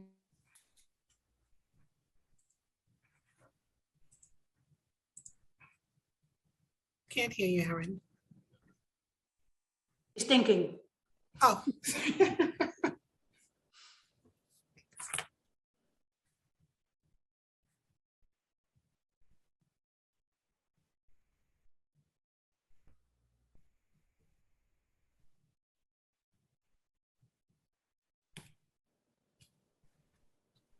Aaron, were you saying something? Oh. Hi, are folks able to hear me? Yes, Yeah. yes. Okay, sorry, I'm having a warning saying that my microphone's disconnected all of a sudden. I'm not sure where I cut off, but just to say that, you know, in the course of calendar year 2020, there was a period of time where apartment viewings weren't happening. We needed to shift to the virtual apartment viewings. So just using it as a representative, it was certainly representative of 2020. But just want to point that out as well. Sure. So 2020 was not necessarily a representative year. And we don't have data at all for 2021 yet. Correct. The next report is due, I believe, in April to the council. Okay. I mean, if it is any indication, obviously it's very frustrating to hear, you know, just considering the amount of time that this council and effort this council has put into trying to make rental subsidies a priority. And I mean, I can tell you personally, I've worked on the issue of rental subsidies for 12 years now at the council, and as chair for almost 8 years now, of trying to prioritize making rental subsidies a viable option, and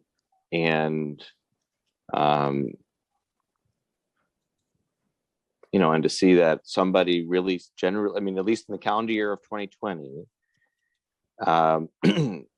was 8 times more likely to exit the DV system into the DHS system than to exit the DV system into a permanent subsidized apartment, at least through a CityFEPS voucher. It's very, very frustrating.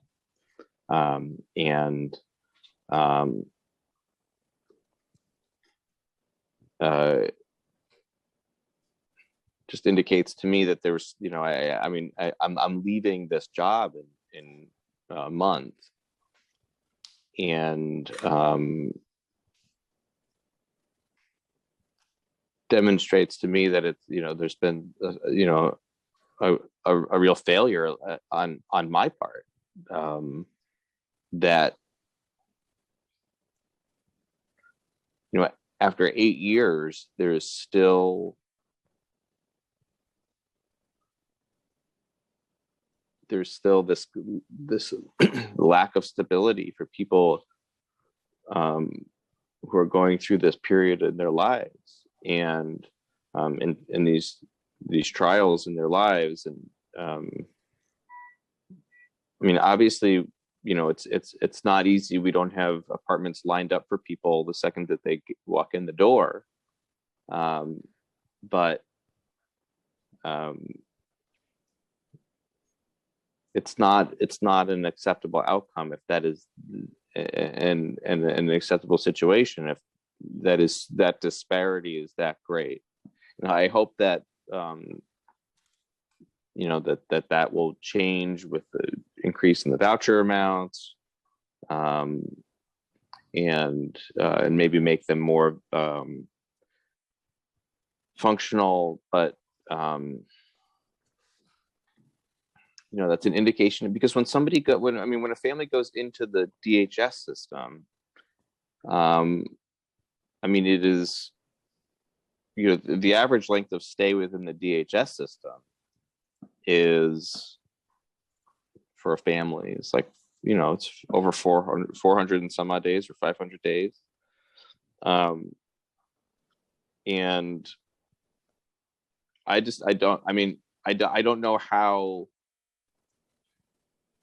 I feel like if a family is going from the DV system into the DHS system, they start over on day one when they go into the DHS system, like in terms of their ability to kind of get into long-term stable housing. Like it's not like I don't know how there could be continuity. You have a new provider, you have a new case manager, you're going to have a new housing specialist, you have other people who are further along, you know, within the process, who have been at that shelter longer, so you're not going to be like first in line to get permanent housing. And I just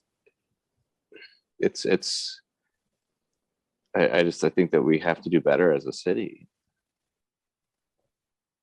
Steve, if I may, Mhm. the only way they were able to get a family that's been packaged, let's say for NYCHA, because I'm looking at the numbers, 14 families exited.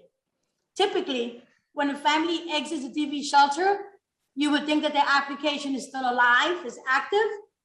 But as you pointed out, once they get into the next DV setting, if the worker that they're working into does not have the follow-up, does not know that the person was linked to a unit, it's as if it never happened. That's why our numbers are also low. Right? So you're in the DV shelter, it's 4 months.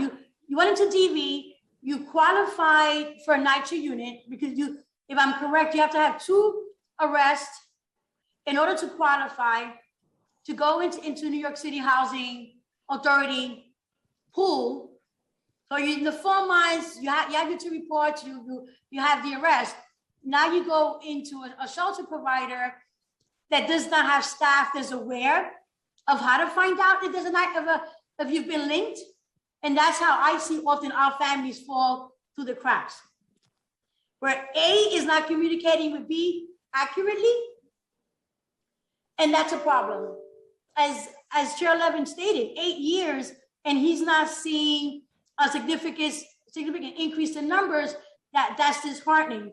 But firsthand experience, if you have staffers at that next process that are not following, that are not having a clear conversation with the client coming in, they're going to continue to fall through the cracks. We also, if I can highly recommend, when a family is identified in a DV setting and identified for a unit, that we figure out a way to be compassionate and hold that family there. To me, it makes no sense. I'm in a DV setting for 4 months.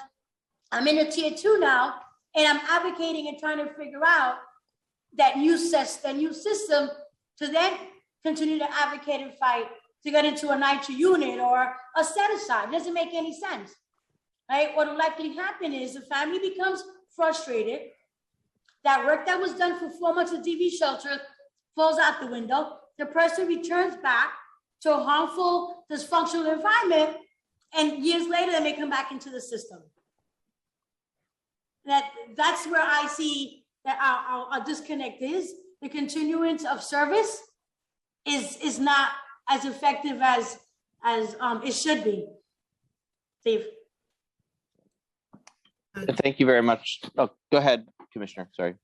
Oh, yes, I was just going to say, so Councilmember Diaz, if there is a family that is connected or in the process of going through an apartment, let's say they're about to move or they signed a lease or they're in that process, right, we generally will extend the stay. And sometimes even if it's beyond the 180-day maximum, and at that point, the stays over that time frame would be charged to city tax levy. So we wouldn't discharge a family if they're in the middle of moving into an apartment or in that phase, because we do understand that we don't want anything to disrupt the ability for that family to get that apartment. So oftentimes we will extend the stay. Unfortunately, that may be the policy, but it doesn't happen across the board. Otherwise, I wouldn't be giving testimony in reference to it. What I'm sharing with you is lived experience. 13 and a half years working the shelter system, a significant amount of families, and then I had to advocate and try to figure out why were you in shelter for so long, what's going on. Then I have to go through DHS to get the application expedited and to try to figure out something that if the families were left in place, then we wouldn't be doing this. So I appreciate the fact that that's supposed to be the policy, and you would think it's across the board. No, not all providers are doing that. Sorry to have to inform you of it, but it's the reality of what families are going through. I do have some more questions, but I see my colleagues, Councilman Lewis has a question, and Chairman Councilman Rosenthal. So if it's directed to the DV conversation, please proceed. Councilwoman Lewis first and then Rosenthal. Thank you so much, Chairs Diaz and Levin, for holding this important hearing. And I also want to commend Councilmember Rivera, Brooks Powers, and Rosenthal on their bills. And I just have a quick question for the administration, recognizing the number of DV incidents that increased during the COVID-19 pandemic, and I'm sure that we're all aware of them and heard these stories in the press. And with 2 new shelters slated to open in the city, I wanted to know if the administration is exploring options for more DV shelters to be open before the year is over or in early 2022. And if that's the plan, how's the administration assessing this plan? For example, is there an interagency strategy that's involved that includes DHS, HRA, NYPD, and other agencies that provide social services needed for these residents? And how is your interagency strategy involving local community members so that they're involved in the process? I think what we've witnessed here in District 45 is that a shelter would be opened, and because there's lack of social services and support, a lot of these residents fall into prostitution and into other issues. So I'm just trying to figure out, like, what's the next step in the strategies if you're going to be opening more shelters? Thank you. Hi, thank you. The shelters that are slated for 2022 were already part of the expansion in the emergency declaration from 2015. So far as additional shelters opening before the end of the year, we only have the 1 tier 2 with the 62 units. That was scheduled and planned and should open by the end of the year. Any new shelters would require a financial review as well as approval from either OCFS or OTDA, depending on the type of shelter. I can defer to Erin if they're to speak more on the interagency collaboration piece or the city's future goals. But for right now, the only shelters that are slated to open were those that were approved under the expansion. Erin? Thank you. That's right. So we certainly engage in conversations with our sister agencies, with the Mayor's Office to End Gender-Based Violence. Just at last quarter's interagency IHAC, the Interagency Council, we talked about domestic violence as a driver of homelessness. So had a presentation by Natasha and her team, as well as Liz and NGBV. So we're regularly engaged in conversations with our sister agencies and how to address issues that aren't siloed to one particular agency. Liz, I don't know if you want to add anything, just since we had the presentation at the IHAC. I think you covered it. Thanks, Erin.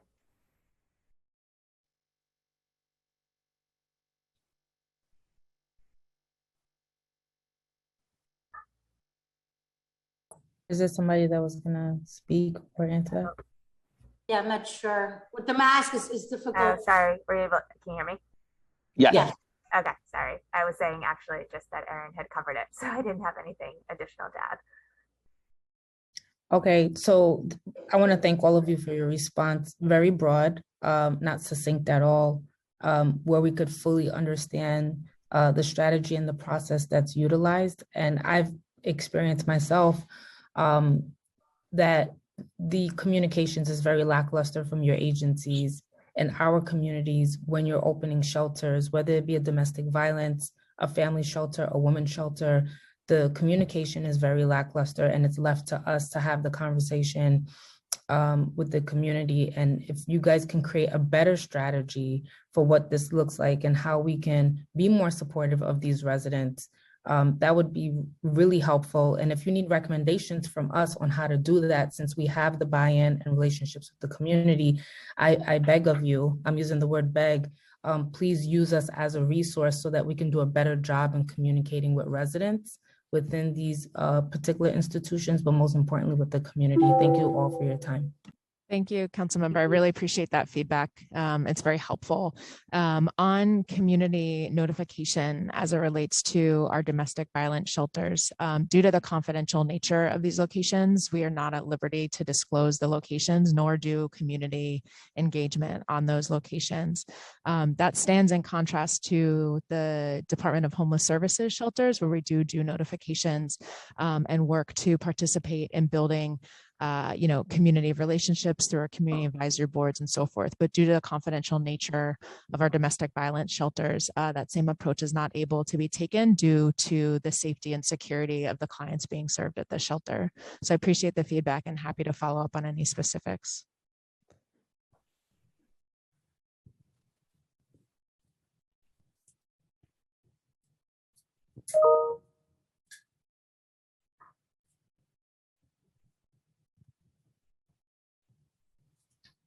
Moderator, I see no more. Yes, I guess we are. Sorry, Chair Diaz, I do want to just. No, go ahead, 'cause I have more questions as well. With one, just the last remark, and just to reiterate that this cannot be an acceptable outcome, that that families that are leaving DV shelter are 8 times more likely to enter the DHS system than to exit with a rental voucher that they are qualifying for in most cases. I don't know if you have the information of how many what percentage of clients are leaving the DV system with a city FEP shopping letter, but presumably it's a high percentage, and we cannot as a city see that as an acceptable outcome, that families are exiting one system and going into another system, and thereby burdening the other system as well, which continues to have an unacceptably high census within the DHS shelter system. I mean, it is and it's not then that has a negative effect on those families that are in that system on an average of over 400 days, because then the resources in those shelters are having to be divided more ways. It is to the detriment of everybody in the system that families would be discharged from one system, the HRE-DV system, into the DHS system. It hurts everybody. It hurts the families themselves. It hurts, and it hurts the other families that are in the DHS system already, because their resources then have to be divided in more ways. And we have to have a better strategy. This isn't one person's responsibility. It's not one provider's responsibility. It's not one commissioner, deputy commissioner's responsibility. There has to be a greater emphasis and a better strategy from City Hall, from the deputy mayor, between the two deputy mayors, deputy mayor that is in charge of housing and the deputy mayor that's in charge of social services. There has to be. It is extremely frustrating after years and years and years of talking about this, that we still have these outcomes. And it's going to be up to the next administration and the next council. But I really hope that they put a greater emphasis and more resources into getting more people into permanent housing through rental subsidy out of both the HRA DV system and the DHS system. And if anybody's going to be here after January 1st, please put a greater emphasis on this, because these numbers, the numbers speak for themselves. I'm willing to grant that 2020 was a weird year and low numbers because of still we have to do better. With that, I'll turn it back over to you, Chair. Thank you. I'm about to ask some tough questions as well, only as I'm exiting the council and fear the status of the city when it comes to the city identifying providers that we're not doing due diligence, providers that we know now have, there's nepotism involved, there's mismanagement of funds. My understanding is that 62 nonprofits of the 62, 9 are being worked with more specifically. Can someone share with us what does that actually mean when an organization has been flagged? So I'll answer. So the shelter providers that you're speaking about are Department of Homeless Service providers. The larger number are the number of providers who are providing shelter with contracts within the Department of Homeless Services. And the number that you mentioned are organizations that are under corrective action plans that we are working with those providers on any number of policies to strengthen that organization or those organizations to ensure that they're providing services to the standards we expect of them. So just for clarity's sake, none of these providers operate DV shelters. I don't have the list of DHS providers under CAPS with me for today's hearing. I'd be happy to cross-reference that against our domestic violence shelter providers and get back to the committee. Please, because the last one I heard of this weekend was Millennium Care. And my understanding is that they are a DV provider. But again, I look forward to you getting back to me on what those numbers look like, especially since we've indicated that we're not going to meet the goal by 2021 of providing secure housing for DV victims. I have no more questions. After this, I'll turn it over to Councilman Rosenthal that has a question. Unless moderator is anyone else that has a hand raised on the topic of DV shelters itself. Councilmember Rosenthal is first and the only other member with their hand raised at this time. Again, Time starts now. Thank you. And Chair Diaz, Chair Levin, as usual, thank you for your amazing work trying to address the lack of DV shelters, lack of communication with clients and all sundry issues. I very much appreciate that.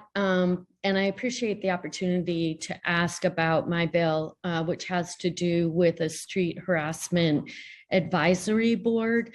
So let's see, I don't know if she's still on. Jackie Ebanks provided some great testimony about this bill. If the committee council can help me, is Jackie Ebanks available?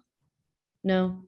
Okay. Let's see. I see Elizabeth Dank is here from NCVV, who I'm sure might have some thoughts about this bill. I'm not sure if you've read it. I know that Jackie testified and gave what seemed to be very supportive testimony for the bill.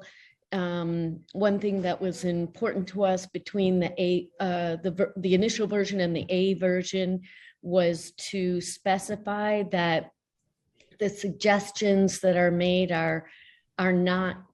would not involve the criminal justice system, but instead be focused on prevention and maybe even some restorative justice, although that's not specified, but it's alluded to.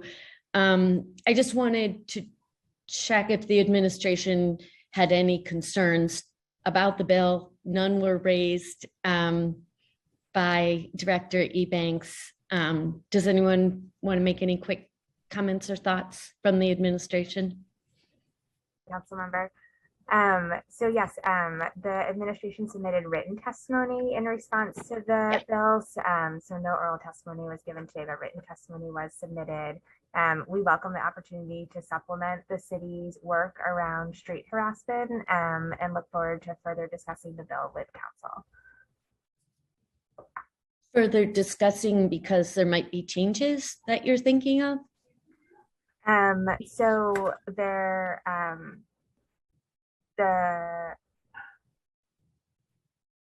the intent of the bill, we definitely support, and we support expanded work around street harassment. And there are potential areas that we're interested in discussing further with council. The administration needs more time to review and work with council on the bill. Okay, I'd hope you'd expedite that. I'm hoping to move this bill very quickly. So if there are concerns, I'm eager to try to address those concerns. You're the experts. We're also going to hear from Hollaback today. I'm excited for them to testify and others. And I look forward to their testimony to hear about any tweaks or suggestions you have for the legislation, because as I say, I think, given it's December, I think it's going to be moving rather quickly.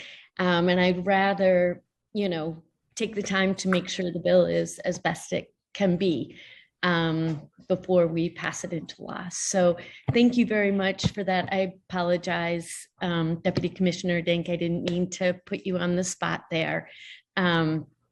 But I really am eager for feedback from City Hall about this bill. Thank you very much. Thank you again, Chair Diaz. Really appreciate you. Thank you. I want to thank Deputy Dank for acknowledging that you want to have more conversation about the bill. This bill is going to be really impactful. And once most of us are gone, it's into law. So I like that we're able to show the public that we are interested in having real conversations that are going to affect everyday people. Thank you. Thank you, Councilmember Rosenthal and Chair Diaz. Seeing no other council member hands raised, we will turn to public testimony.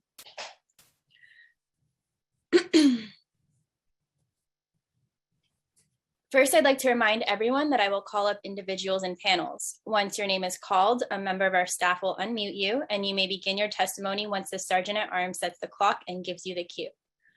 All testimony will be limited to 3 minutes. Remember that there is a few second delay when you are unmuted before we can hear you. Please wait for the Sergeant at Arms to announce that you may begin before starting your testimony.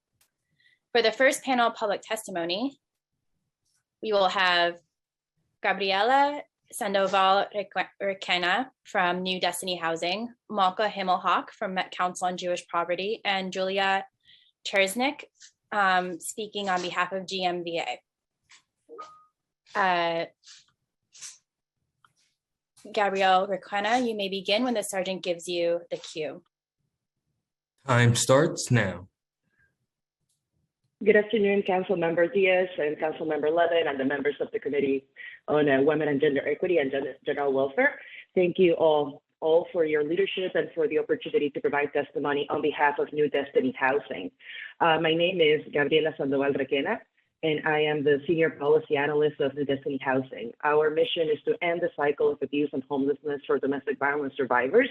We do this by developing supportive housing for homeless DV survivors, assisting survivors who are fleeing DV to obtain subsidies and find apartments, and by advocating for more housing resources for survivors. First of all, I'd like to express our gratitude to Councilmember Diaz and Levin and members of both committees for the demonstrated commitment to help improve the lives of New York City's most vulnerable. I would like to use this time to express our support for Intro 2372, introduced by Councilmember Rivera. This bill would give survivors of gender motivated acts of violence more time to pursue civil actions. In the US, 99% of women experiencing DV experience financial abuse and face limited financial resources like bad credit and sparse employment history as a result. According to one survey by Safe Horizon, co-occurring economic abuse affects 92% of survivors experiencing homelessness.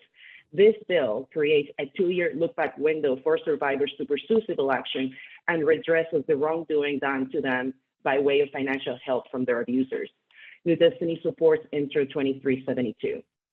We'd also like to underscore the need for equitable access to housing resources for survivors of domestic violence.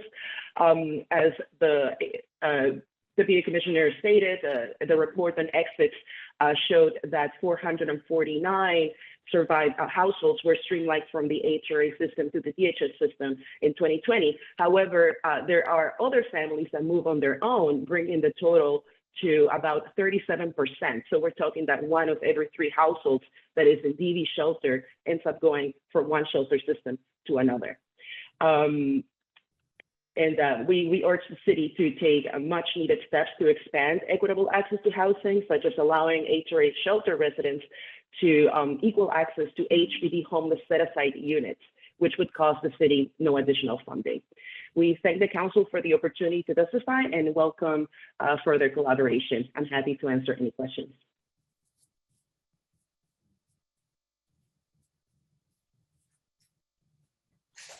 Thank you. We will now turn to Maka Hilmahawk. You may begin when the sergeant gives you the cue. Chair Diaz, Chair Levin, and members of the committee. Good morning. My name is Malka Himmelhoch. I'm a policy fellow at the Metropolitan Council on Jewish Poverty, and I would like to thank Chair Diaz and Chair Levin for holding this very important hearing. I'm here today on behalf of Met Council, first to ask that the New York City Council devote additional resources to expanding the DV shelter system, and then to speak briefly in support of INT number 2372A. For almost 50 years, Met Council has provided comprehensive social services to New Yorkers in need. Since the start of 2021, we have provided services to more than 300,000 people, including 1,117 survivors of family violence.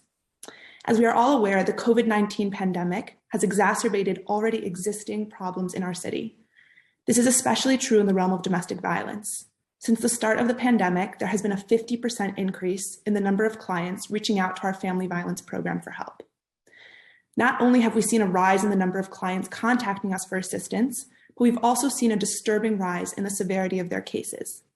More clients have reported being threatened by a weapon, strangled, and raped than ever before, in addition to experiencing increasingly egregious incidents of humiliation and embarrassment. It's evident that our families in crisis urgently need additional support and expanded services. As family violence providers, our first priority is using a trauma-informed lens to create a safety plan. Often this includes survivors leaving their homes, frequently with children. Finding shelter for survivors without children is especially challenging, since HRA DV shelters prioritize families over single adults. In September 2021, HRA sheltered over 1,000 families, but only 95 single adults. As a result, our social workers are often only able to find these people beds in DHS shelters. And as we've discussed, those resources are very limited as compared to the DV shelters. While getting survivors to safety is always a top priority, it's both disruptive and additionally traumatic for someone who has already had to leave their home to be forced to leave their community and city to be safe. Additionally, the committee should be aware that in several cases, our clients who live in NYCHA housing have had to wait between 6 months and a year after being granted an emergency transfer order to move into a new safe apartment. This egregious delay puts a greater burden on an already overstretched shelter system that will likely become even more overburdened as the eviction moratorium ends in January 15th, 2022. We're calling on the City Council to dedicate additional funding in order to increase the number of HRA DV shelter beds. Prior to the pandemic, there were at least 12,000 DV survivors being housed in DHS shelters, and as we've heard, that number has not been significantly decreased. We would ask that HRA try to increase the number of beds to accommodate the growing demand for shelter. Thank you.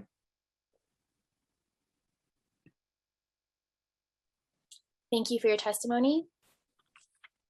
We will now turn to Juliana Chersnick. Time starts now. Hello and good afternoon to Councilmember Rivera, Councilmember Brooks Powers, members of the committee, and everyone in the meeting room today. My name is Juliana Chernick, and I'm a rape survivor. In the fall of 2020, during my senior year at Fordham University, I attended a college party, and while incapacitated and unconscious due to alcohol and recreational substances, I was sexually assaulted by a peer.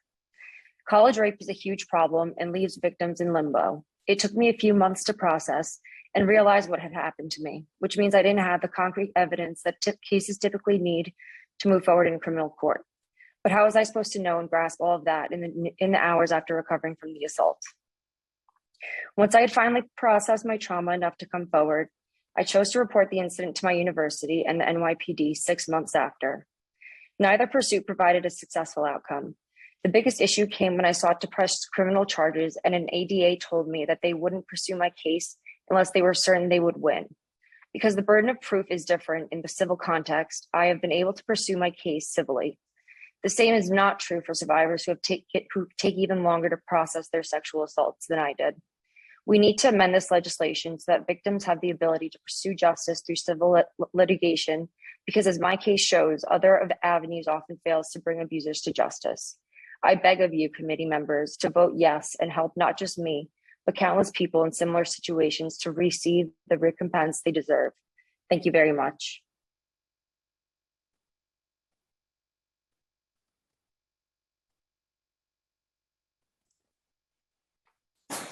Thank you for your testimony and willing to speak your truth to power. It sounds to me that as if you had not taken the matters into your own hands, you wouldn't be where you are today. So thank you for your willingness to fight the fight and the internal courage, which at times many individuals don't have. And thank you for, it's a big deal to be among so many of us today telling your story, which honestly opens the door for someone else who may be in your situation and needs the strength. So thank you. Thank you. I appreciate that. No, you're welcome. I mean, I thank you. I receive text messages often from survivors after hearings like this that are grateful and seeing an image of themselves stepping forward. So thank you. Thank you. You're welcome. Thank you for your testimony. I'd like to ask if Chair Levin has any questions before we turn to other council member questions for this panel. I don't. Thank you very much, moderator. Thank you. And thank you very much to this panel for your very important testimony. Thank you. Thank you. We will now call on Councilmember Rosenthal for her question. Time Thank starts you. now. Thank you. It's not really a question. I also want to really thank the survivor for coming forward. Change doesn't happen without your sharing your truth, as Chair Diaz just said. But you are going to make a difference today, and make a difference not just on this bill, but on a variety of issues. The DAs and NYPD, their sex crimes unit, have a long way to go. And by your stepping forward, it helps to validate that issue. So we really need you. And again, thank you very much for your time. Thank you, Councilmember Rosenthal. Chair Diaz?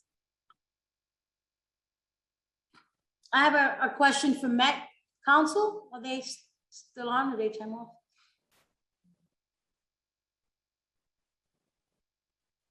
Are they still on, Chloe? I'm looking. Okay. Malka? I believe she had something to do, so she logged off. Okay, so then we'll just email for public knowledge. What my question to ask is I'd like to know within the intake process, can they share with us how many are a male head of household and how many of male are they've engaged with and had conversation with? Just to be transparent, I'm on a pursuit to establish that men are also victims of domestic violence, and all data that I can gather, I want to gather. I'm on a mission to make sure we have equity across the board. So thank you. Thank you. Seeing no other council member hands raised, we will turn to the next public panel. And first we will have Deborah Berkman from the New York Legal Assistance Group, Claire Plunkett from Sanctuary for Families, and Jessica Sell Chambers. Deborah Berkman, you may begin once the sergeant gives you the cue. Time starts now. Thank you. Chairs Diaz, Levin, council members and staff, good afternoon, and thank you for this opportunity to speak to the committees on women and gender equality and gender welfare on the DV shelter system. My name is Deborah Berkman, and I am the coordinating attorney of the Shelter Advocacy Initiative at NYLAG, or the New York Legal Assistance Group. Based on my experience working with survivors of domestic violence experiencing homelessness, I appreciate this opportunity to offer these comments. And the most important thing that I have to say is that the city must increase access to DV shelter. There are simply not enough beds in the DV shelter system. At NYLAG, we counsel numerous survivors of domestic violence who reach out to us for safety planning. We see them firsthand navigate the difficult decision of whether to leave their home, often many of their belongings, their community, and the financial stability they have to leave abusive situations. Once they make this courageous leap, to be told that the DV shelter system can't accommodate them has an inevitable chilling effect, as well as long-term tangible consequences to their ability to achieve stability and security. When the DV shelter system can't accommodate survivors, they must choose between entering the DHS shelter system or staying in an abusive situation. DHS shelter staff is not trauma-informed and does not appear to be trained to meet the needs of those fleeing DV. Moreover, DHS shelters are not in confidential locations, and they don't provide services tailored to protecting the safety of survivors of domestic violence. Many survivors will decide not to leave an abusive relationship to enter the DHS system because they fear they are going from one unsafe location to another, especially since they're at their most vulnerable for lethal intimate partner violence at the time of separation. And as Councilmember Diaz pointed out, there are very few beds in the DV shelter system for anyone other than cisgender female survivors with young children. Similarly, survivors who have religious and dietary restrictions are most often not able to be accommodated by the DV shelter system. Our DV shelter system has to be expanded to increase capacity overall, but specifically must be expanded to include capacity to serve survivors from all backgrounds and from all experiences. Additionally, DV shelter stage should not have a time limit, and in no circumstance should that time limit be 180 days. In the midst of the COVID pandemic, New York has removed mandatory time limits for shelter stays, and this must be made permanent. It's almost impossible for our clients to find permanent housing within 180 days of entering DV shelter. And as we spoke of earlier, the most common housing voucher is a City housing voucher, which the survivors are not eligible for until they've resided in the shelter for at least 90 days. Thus, for most of my clients, for the first half of their stays in shelter, they're functionally ineligible to search for housing. And even after the clients become eligible for a rental voucher, it can take many months to secure an apartment. Difficulty obtaining permanent housing can be exacerbated for our clients who are survivors of domestic violence because many are involved in family court proceedings. And the court may place geographic limitations where a parent may reside. Thank you very much. I'm sorry, Ms. Beckman, do you have further testimony? I do have a client story that I'd like to tell you about. And I want to hear it. I want about facts. Thank you very much. So one of our clients at NYLAG, his name is Jenna, and she has a special needs child who needs, among other therapies, regular home care and a number of therapies that come to the house. She fled an abusive relationship to enter a DV shelter. And when Jenna's 180 days were nearing an end, her child's father filed an emergency petition seeking custody, noting how the child may have his necessary services interrupted for a second time within 6 months because they had to leave the DV shelter. The court was extremely concerned about the welfare of the child and the instability of the child's services. Jenna greatly feared losing temporary custody. So in order to avoid that outcome, she actually moved back in with her abuser. Jenna felt that if she were home, she could protect her child. And if the father was awarded custody and had the child alone without her protection, then the child would be in danger. And all of this occurred because Jenna was limited to only 180 days in her DV shelter. Thank you for allowing me to share that client experience and for allowing me to testify. I thank you for providing facts. It's clear to me that you're dedicated, and thank you for that. Thank you for wearing your heart on your sleeve and making a difference. Thank you. Thank you very much. You're welcome. Thank you for your testimony. Next, we will hear from Claire Plunkett. Time starts now. Good afternoon. My name is Claire Plunkett, and I'm a clinical supervisor for DV Emergency Shelters at Sanctuary for Families, New York State's largest provider of comprehensive services exclusively for abuse survivors and their children. We're grateful to the City Council for the opportunity to testify today. We want to give special thanks to Dharma Diaz, Chair of the Committee on Women and Gender Equity, and Stephen Levin, Chair of the Committee on General Welfare, for their strong advocacy on behalf of abuse survivors in the Council, and to former Women and Gender Equity Committee Chair Helen Rosenthal for her equally resolute efforts in that role. For almost 30 years, Sanctuary has run a large 58-family DV transitional shelter and 4 small DV crisis shelters. Together provide safe, confidential residence for 350 to 400 adults and children annually. At the height of the pandemic, during which DV survivors were disproportionately affected, in addition to the challenges and trauma they already faced recovering from abuse, Sanctuary deeply appreciated HRA's responsiveness and expanded support for our clients.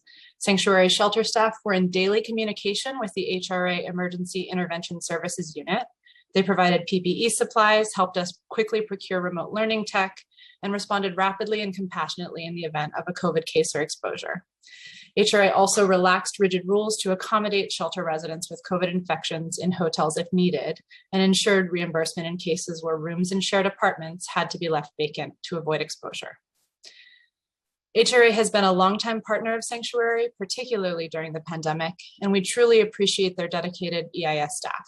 However, as others have been stating so far, our shelter clients continue to experience many of the same challenges we've highlighted in the past, particularly in their struggles to secure and maintain affordable permanent housing after exiting shelter. One of the primary obstacles our shelter clients face is navigating the housing subsidy system, including FEPS, City FEPS, Section 8, and NYCHA. This is especially concerning given that the federal and state eviction moratoriums will likely end soon.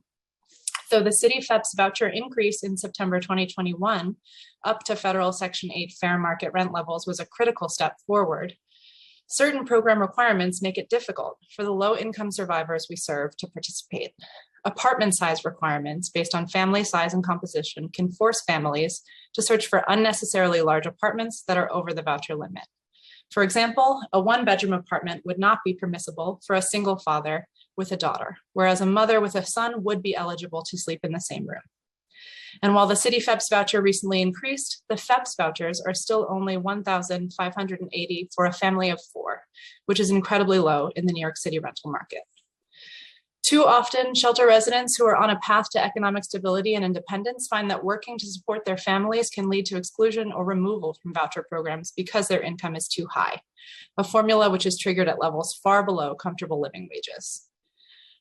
Additionally, a number of EIS staff vacancies at HRA, including many to, should I end here? Not sure. I'll finish up quickly.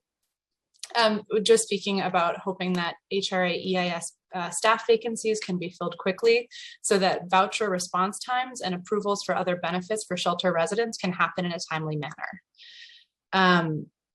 So finally, we would just like to ask HRA to take these concrete steps and City Council to work with them, revising housing voucher guidelines to make the program more accessible to low-income survivors, increase staff capacity at HRA, advocate for more funding for crucial shelter supportive services, including therapeutic services, and increase DV shelter options for single abuse survivors.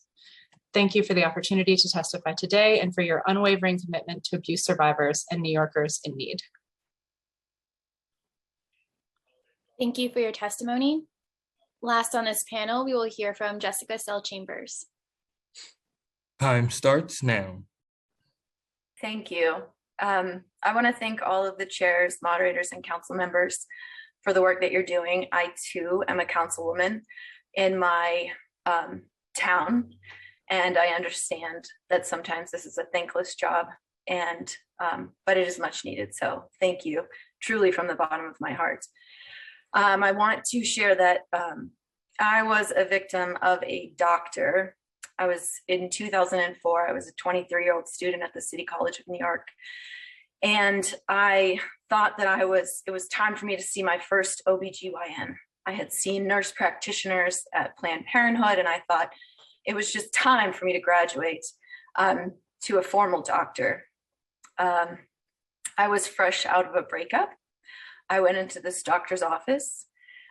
He asked me all about it. He was very warm and welcoming and engaging. And afterwards, he made personal calls to me to check on me. I had no idea at the time that what was happening to me was absolutely inappropriate and unusual and abusive. I had no idea that he was grooming me. I thought that what had happened to me was perhaps invited by me, that it was my fault. Like I said, I was 23, I was young, I was naive, I was inexperienced. Instead, I just never went back to see him. I didn't answer his phone calls. But to this day, I'm 40 years old now, and I can see this man's face. I can see his hands. It's graphic, it's visceral. And yet I had no idea that any of it wasn't my fault back then. So how could I have come forward? How could I have sought help when I was experiencing all the same things that victims and survivors like me experience? What is craziest to me is that Columbia University, who was his employer, had known about his deplorable and sick actions from as early as 1994. And what happened to me never needed to happen if the university, if the institution had taken the action that would have been appropriate at the time. And his actions only became more egregious and sicker as time went on. So that said, I thank all of you, and on behalf of the hundreds of his patients and the countless survivors and victims generally, that you please take action with the GMVA to allow all of us to seek justice in situations like this. Thank you.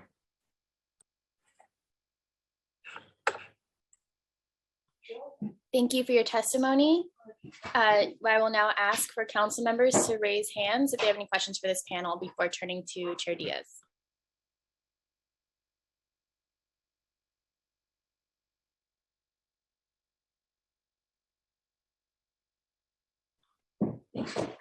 Seeing no hands raised, we will move on to the next panel. In order of speaking, we have Natalie Rubio-Torrio, Jean Sun, and Diana Prashad. I apologize for the commotion in the background.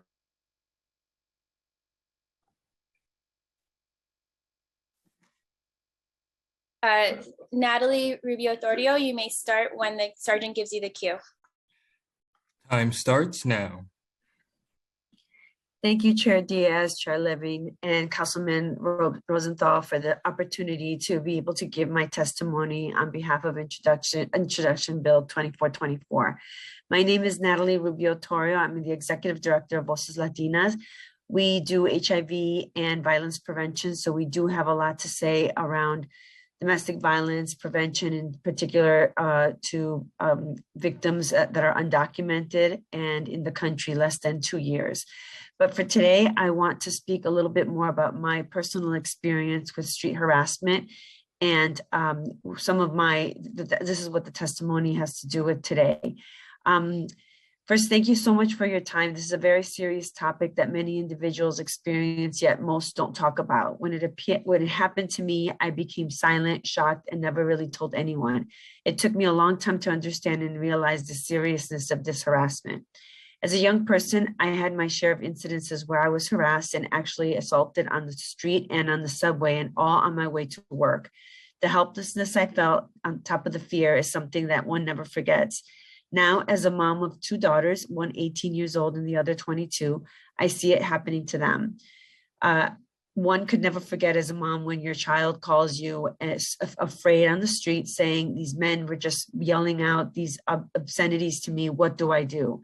That is constantly in my head, and I will never forget what the advice I gave to her. I told her to go into a store, just ask for help if she needs help, but to be with people and not be alone. A mom should never have to go through this. But today it looks quite different with the technology that exists, such as social media, dating sites, apps. The harassment it's even more extreme, making one feel totally helpless, and even reporting the incident is hard to come by. My daughter's friends also have their pictures stolen and placed on porn sites, dating sites, and my other daughter had someone impersonating her on social media. It's so difficult to report these incidents, and that's why it's becoming so much easier for individuals to get away with it. Additionally, street harassment has not changed since my days. I see it almost every day on the streets of Roosevelt Avenue in Queens. The words and statements young girls need to hear is damaging. It not only sexualizes them at such a young age, but these girls are left confused with such messages. No one should have to experience this on their way to school, on their way to work, or just having a walk on the street. So I thank you again for this time to listen to my testimony, and I thank you for taking this issue very seriously. If I may, Ms. Nadi Rubio Torrio, thank you for sharing your story, but also breaking down what the harassment looks like.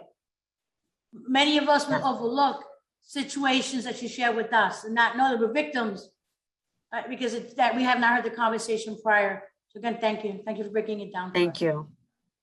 Thank you. Thank you for your testimony. Next, we'll hear from Jean Sun. Time starts now.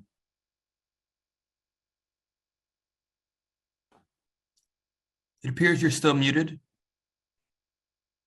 Hi, sorry. Thank you to Councilmember Diaz and the Committee on Women and Gender Equity and the Committee on General Welfare for honoring our request for this hearing. My name is Jean Sun, and I grew up in Queens. My first experience with street harassment happened when I was 11 years old. I was walking hand in hand with my mom down Main Street in Flushing when a man grabbed me. My mom noticed what happened. A few seconds later, she yelled at him in Korean. I remember the helplessness in her voice, knowing that he didn't understand her, that he was already halfway down the street and would not be turning back. We've heard a lot of similar stories over the past year in speaking to other advocates for this bill. Some of the most heartbreaking were from those who happen to be parents, like Natalie, for example, the worry that men are taking photos of their daughters at the gym or, looking at them inappropriately in public, looking at children in a way that reflects my own mother's experience.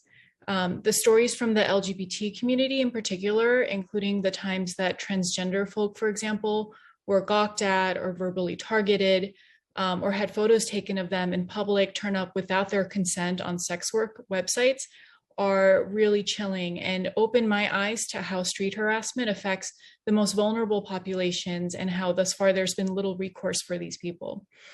So I'm personally very happy to see this bill up for vote, and I hope everyone on the council understands why it's necessary. As we wrote in our letter to you, respectful, equitable conduct in public is a learned behavior. Thank you so much for listening and for your support of this important legislation. Thank you for your testimony. Next, we'll hear from Diana Prashad. Time starts now.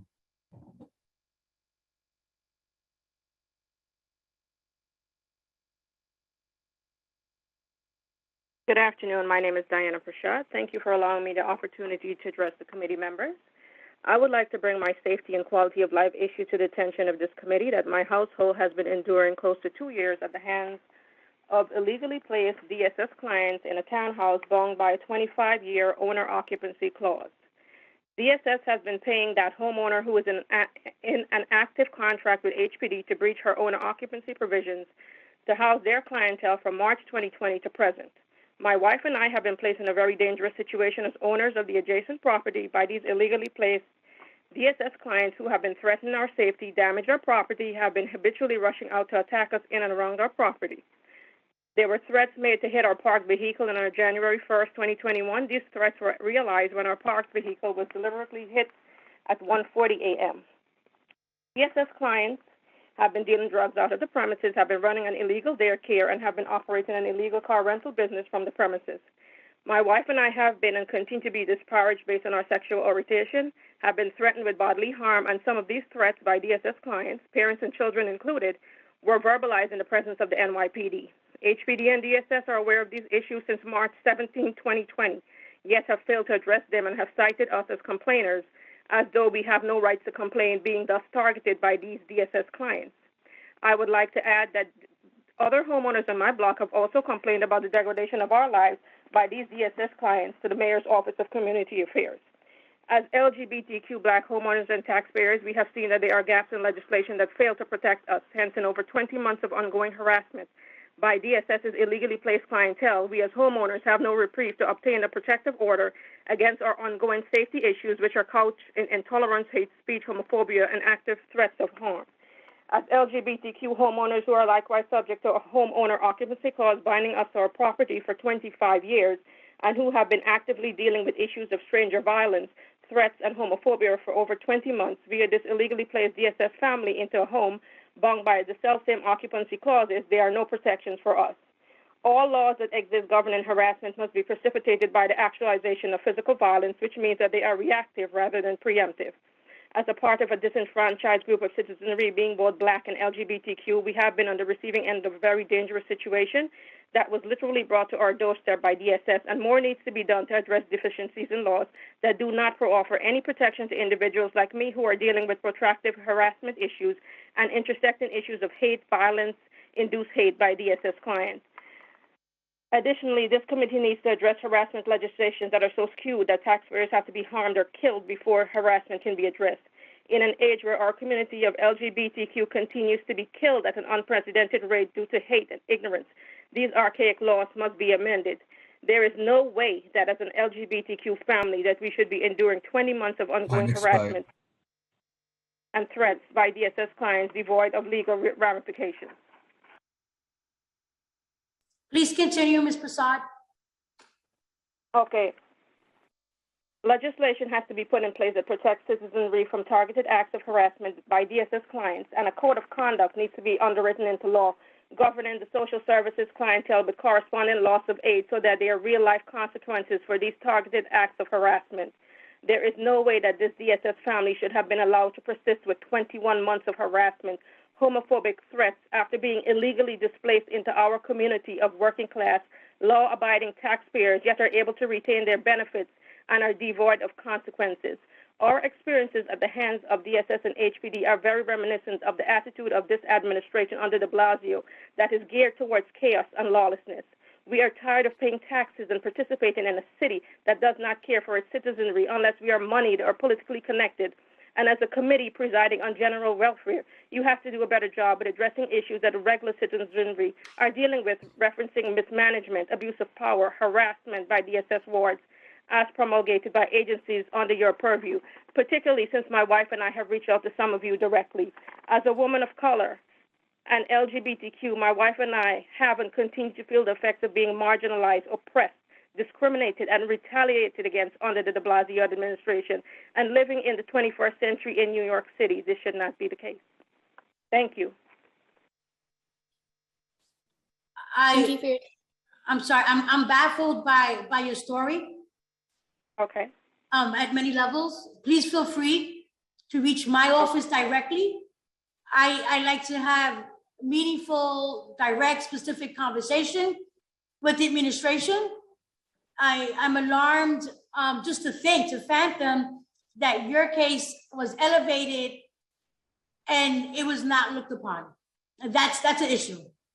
I'm a big advocate on both sides of the law, and this is just not okay.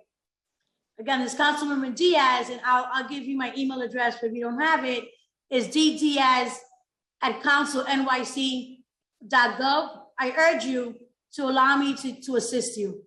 Thank you. Thank you very much. Thank you for your testimony. I would like to add one more witness to this panel, and that would be Emily May from Hollaback. Time starts now. Thank you so much for the invitation to join this panel. And I also, before I get started, just want to make sure I take a second to thank Councilmember Rosenthal, Councilmember Van Bramer, Public Advocate Williams, Councilmember Levin, and Councilmember Kumbo, who have worked tirelessly on the issue of street harassment for the past 10 years. And I also especially want to thank Jean Sun for her exceptional leadership in shepherding this bill forward. For those of you who don't know me, I am Emily May. I am the co-founder and executive director of Hollaback. We are working to end harassment in all of its forms, including the very problem that Intro 2424 is designed to tackle, street harassment.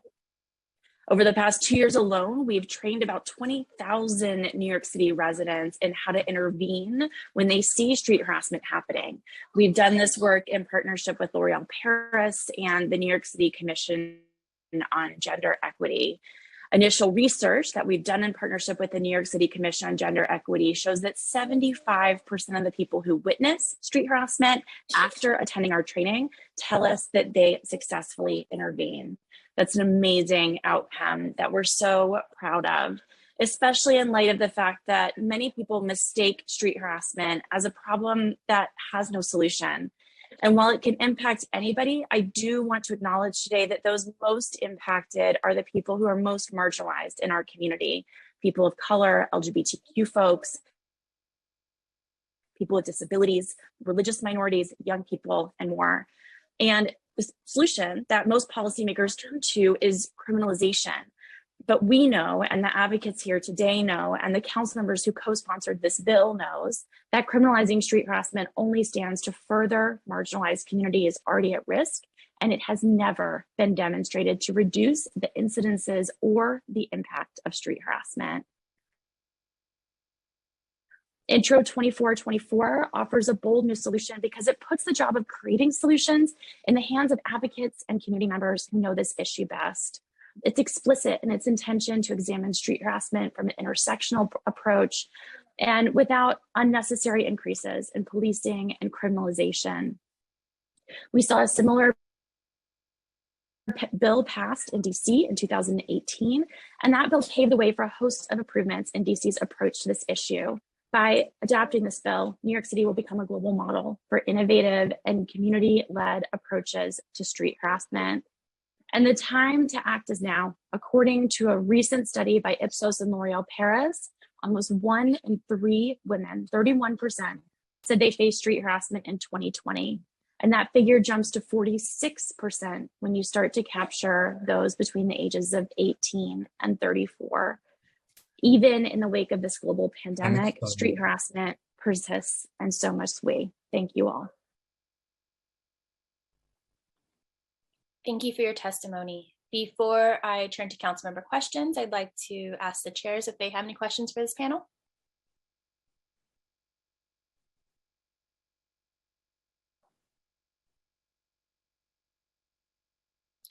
Seeing no questions from the chairs, let's turn to Councilmember Rosenthal for her question. Thank you so much. I just want to thank, first of all, of course, everyone on the panel for sharing your story, sharing your support. Before I get to Hollaback, the 3 personal stories, the diversity that was shared in terms of the form of street harassment shows why there's no one excellent answer and why it's so important that we have robust participation and discussion on this advisory panel. So thank you so much for that. And I would ask if you could to submit your testimony to make sure it's submitted for the record. I don't think it's been submitted yet. So if you could submit it to testimony@council.nyc.gov. If you don't feel comfortable submitting it for some reason, if you could send it to me for my records, because I really heard what you said. There were a couple of phrases that I thought were awfully important that I would like to rethink about. So my email addresses hrosenthal@council.nyc.gov.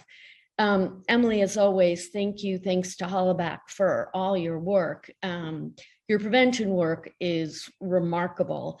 As I've said in other hearings, I hope you get reimbursed by the city for all the work you do. I know your trainings are in so many agencies, so I really hope you're being properly remunerated. But you hit on 2 points that I think we were not sufficiently addressed in the initial version of the bill, but now in the A version, I think we've captured it, but I just want to confirm with you. The 2 issues were making sure there was a good, robust advisory board, and secondly, that criminal justice solution not be part of the conversation. Are you satisfied with the A version of the bill? I am. I think the A version of the bill is great and really addresses those 2 key issues that are so important. We really want to be leaders here in New York City and say clearly, both to our own communities and to the rest of the world, that criminalizing this issue is absolutely not the answer, that we have in our own communities better answers than that. And we want to get those community members most impacted to be the ones really shaping those communities. And I think that combo pack of those 2 issues is what's going to really make this bill successful and in alignment with our values and really, a light for the rest of the world to model itself after. Thank you for that. And by the way, your oral testimony was more robust than your written testimony. If you have an updated version, if you 2 could submit that for the record, and certainly to myself, I'm interested in hearing about, we don't have to talk about it now, but I'm very interested in hearing about the alternative suggestions that were formulated by the DC advisory panel. We have a lot to learn, and now we have an opportunity to move these ideas forward. So as not to reinvent the wheel, if you can provide the advisory council with the first agenda item of ideas for its first meeting, that would be incredibly helpful. And I'd be very interested in seeing what those are as well. So I look forward to following up with you about that. Chair Diaz, thank you so much for giving me, for giving all of us the opportunity to hear this bill, solicit feedback. Really have appreciated all your support in the last few years. No, it's definitely impressive. I thank you for the conversation, but going back, and saying it has to be fine-tuned, I think we're going to be in a better place once this is passed. Thank you. Thank you. Seeing no other council member hands raised, we will turn to the next public panel testimony. In order of speaking, we will hear from Jessica Ibke, Adina S., and Susan Kremiller. Jessica Igby, you may begin once the sergeant gives you the cue. Time starts now. Hi, thank you very much for this opportunity. Good afternoon, Council Member Rivera, Council Member Brooks, Powers, committee members, and guests. My name is Jessica Ibby, and I am a former resident of Brooklyn, where I grew up in the 1980s with my father and stepmother. I grew up around the Jewish community in the 1980s, often attending services at the Chabad Lubavitch headquarters in 770 New York Place Synagogue. My father began working for a permanent member of the Chabad community named Hirsch Picard in 1991. Picard was a silversmith who created one of the most influential pieces of Jewish artwork of the 20th century, a 6-foot gilded menorah that sits till this day in the Chabad Lubavitch headquarters as we speak. Each year during Hanukkah services, masses of people came and marveled at the lighting of this menorah. This service till this day is broadcast to millions all over the world. Today exactly is the first day of Hanukkah. This night is the second lighting.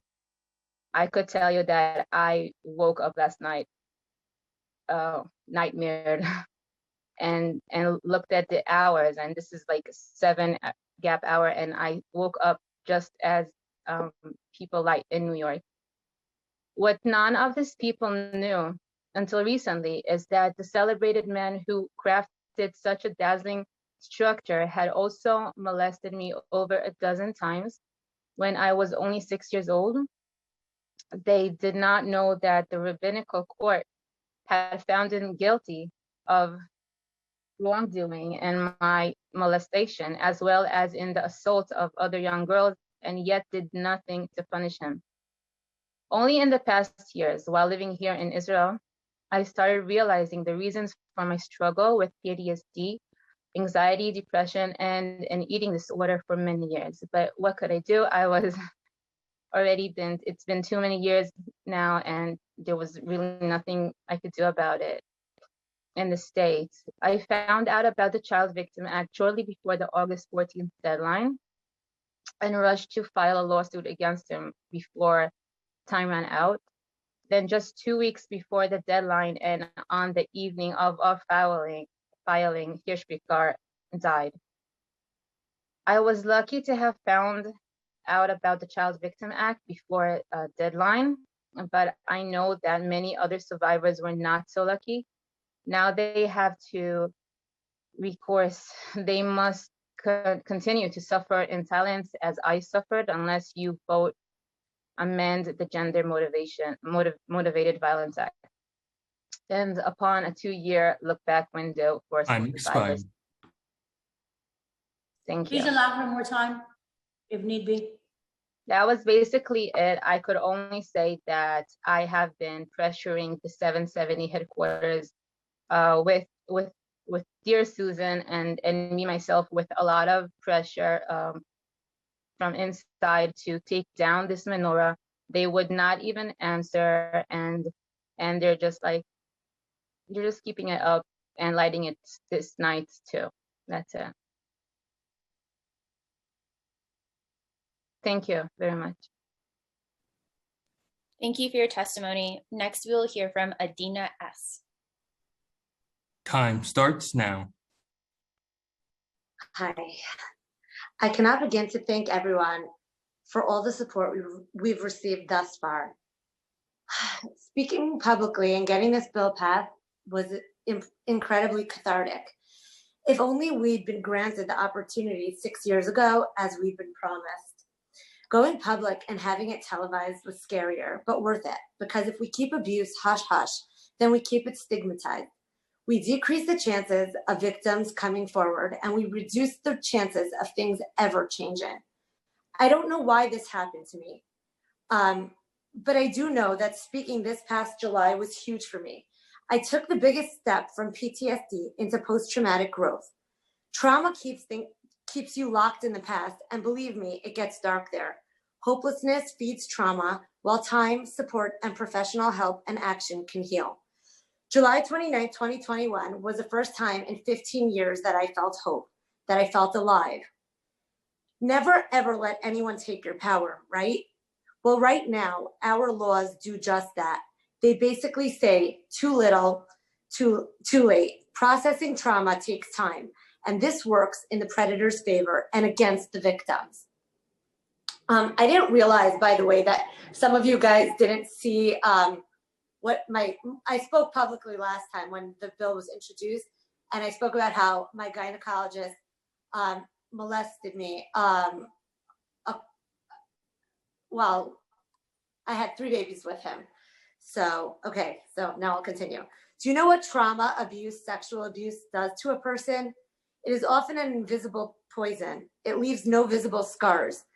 It seeps in undetected and is often a silent killer. You may not even know what's happened, especially when it's carried out over time. Instead of support and sympathy, you question your own sanity, and those around you will often do the same. Victims of trauma are more likely to self-harm or to numb themselves than to get help. It is the most perfect crime because our laws currently facilitate the perfect cover-up. Most often, by the time the trauma is processed, it's too late to do anything about it, and the predators know it. Shall we discuss PTSD? Even if we are lucky enough to get the proper therapy, we can never control every outside trigger. How exhausting is it to be hypervigilant at all times, dissociating from life, surviving but not thriving? How for many it's easier to feel nothing at all than to risk feeling joy and its counterpart, pain. How for me personally, when I allow myself to feel joy, I get slapped with horrible flashbacks and migraines. How the more I face it, the more it hurts. But the more I run, the more it hurts too. There's no way out. I'm stuck in this horrific vortex. I can't erase it or undo it. So what then? Just accept it? Accept that it just wasn't fair? Accept that I was taught to accept life's not fair instead of being taught to fight for justice? Because when I did fight back, justice laughed in my face. When Haddon got a plea deal behind our backs, as if the law was saying, told you so. So what exactly was I taught? Compliance? Deference? It's time for change. Gender, racial, and religious biases cannot make us targets and then be used as excuses. The GMVA press conference and introduction of the amendment was step one, but we need to get the bill passed. Let's get rid of these ridiculously short statutes of limitations, prioritize justice for victims and survivors over the comfort of rapists and criminals, and help New York City serve as an example for the rest of the country to follow. Let's show New York and the rest of the world that we see you. You aren't alone. Your pain is real, and the law understands that internal pain is just as valid as external pain. Thank you. Thank you for listening and hearing us.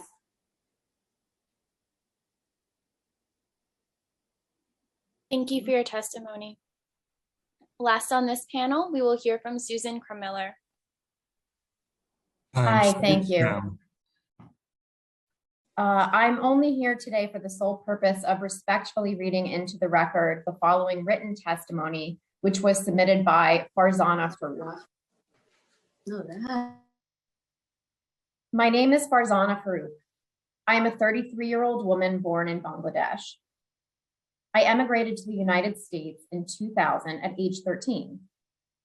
When my family moved to Jackson Heights, they became acquainted with a well-known and respected doctor in the Bangladeshi community, Dr. Ferdous Khandekar, in Jackson Heights. I regularly visited Dr. Khandekar's facility for annual checkups, usually with my mother. On March 27th, 2009, when I was 21 years old, I went to see Khandekar alone. I had a sore throat and difficulty breathing. When I arrived, Khandekar told me that he would check my breathing and my chest. He told me to sit on the examination table and stretch my legs out and placed his stethoscope on my chest. Khandekar then directed me to lower my shirt. He lowered my bra and took my breasts out of my bra, one at a time. I felt paralyzed and tried to process what was going on. Afterwards, I left and never returned to the office.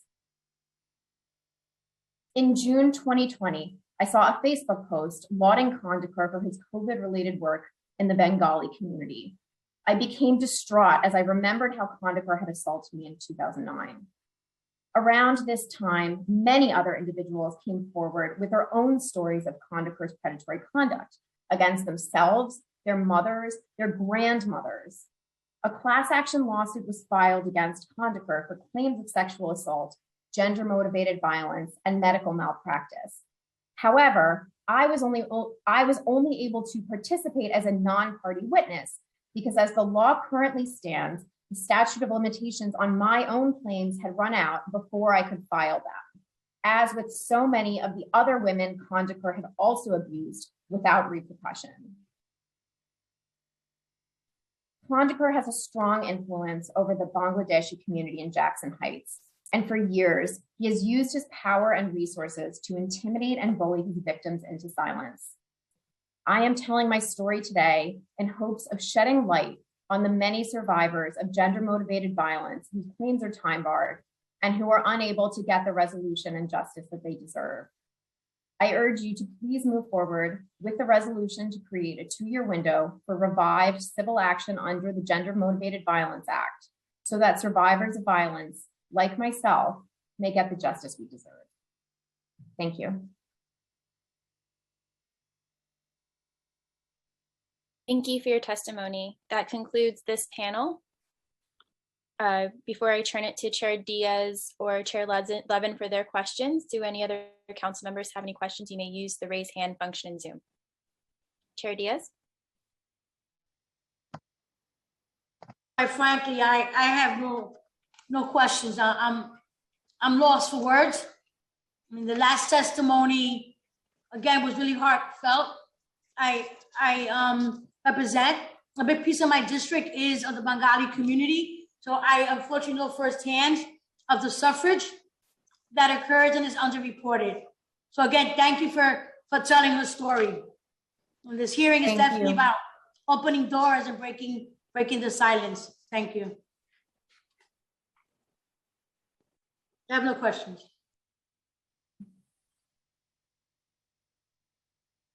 Seeing no other council member hands I think raised. Councilmember Rosenthal is speaking, but I think she's on mute. I think it's possible she's on another hearing. Okay. Thank you very much. No problem. We will now turn to the next public panel. First, we have Julie Johanna, followed by Tanisha Johnson, and then Ingrid H.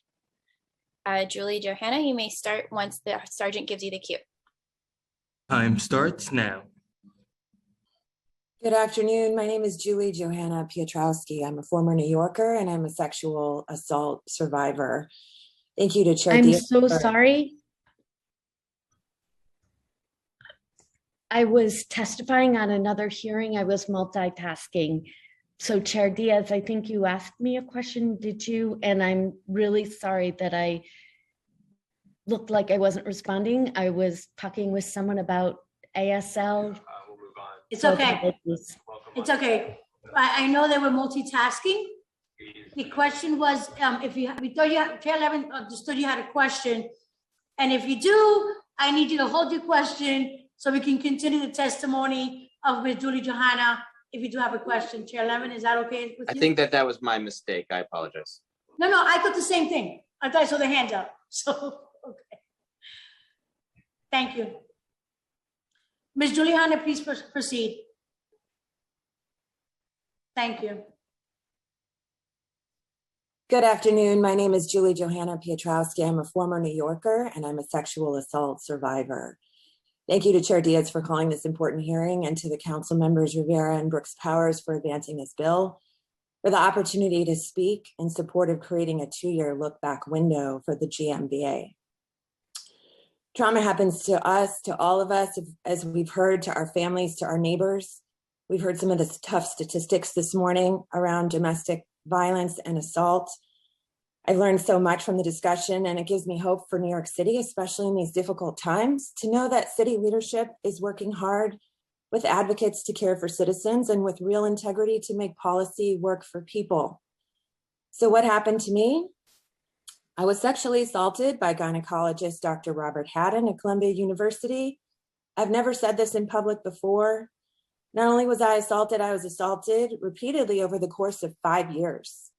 He was my first real gynecologist. I was both a graduate student and a full-time employee at the university. I was young and I was sexually inexperienced. What happened to you, to those you love, to others you may know? You might have some memories or painful stories, told or untold. Regardless of the types of traumas that all of us experience in life or where we experience them in our homes, our schools, our churches, our workplaces, other institutions, we know that one thing that all of us who are survivors have in common is that it takes tremendous energy to keep functioning while carrying with us the memory of terror, of shame, of utter weakness and vulnerability. And this is why, and science tells us, so many people repress memories of their difficult feelings around the violence and abuse that they experience. Transformation to heal, to push forward, requires brutal honesty with oneself and with others to face very painful truths. And while it might be uncomfortable, what isn't faced generally can't be resolved. So we repress until we are ready to face the truth. But this process takes longer for some than for others, and for so many reasons. Some people have better coping mechanisms or social support or financial resources. As Councilwoman Carlina Rivera powerfully said, there is no timeline for processing trauma.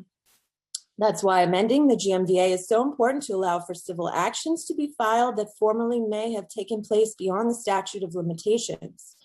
As leaders, as legislators, as members of the greater New York City community, it is not our business to determine how quickly and effectively people should be processing the trauma that happened to them, or to compare their abilities with others. It is our business, it is our duty to provide safe environments in which people can thrive. And it is our business to provide the conditions under which, including in our legal system, people may pursue action and justice when they're willing and able, and when they have the courage and the conviction to pursue action. In summary, there is no timeline on processing trauma. Not passing this bill means we would be denying what it means to be fundamentally human, and denying the research and the science that it takes some of us longer than others not only to come forward, but to tell our story. Please pass this bill to allow survivors of gender-motivated violence the opportunity that they deserve to seek justice in civil court. Thank you.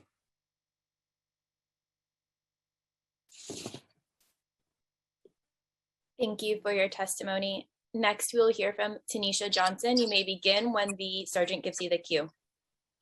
Time starts now. Good morning. I want to thank the committee for the opportunity to speak.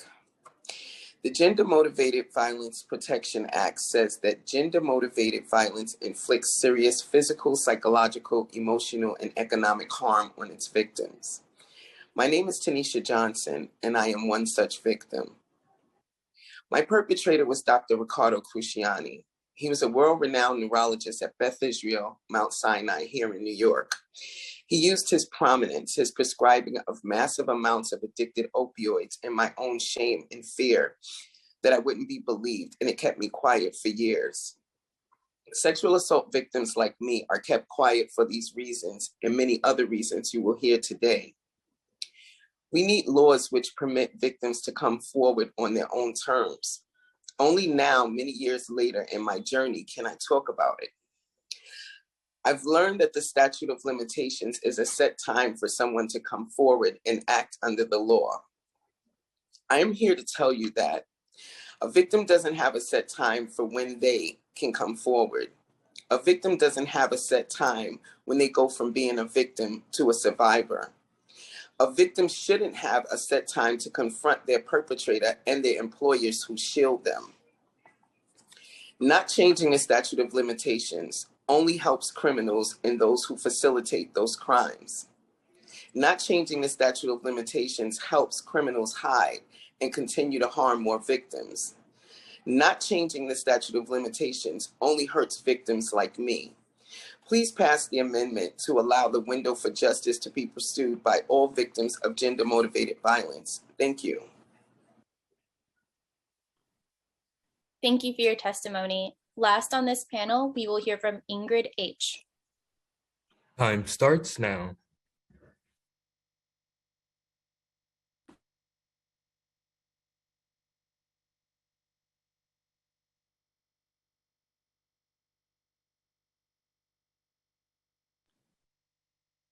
Ingrid, if you see a button asking to unmute yourself.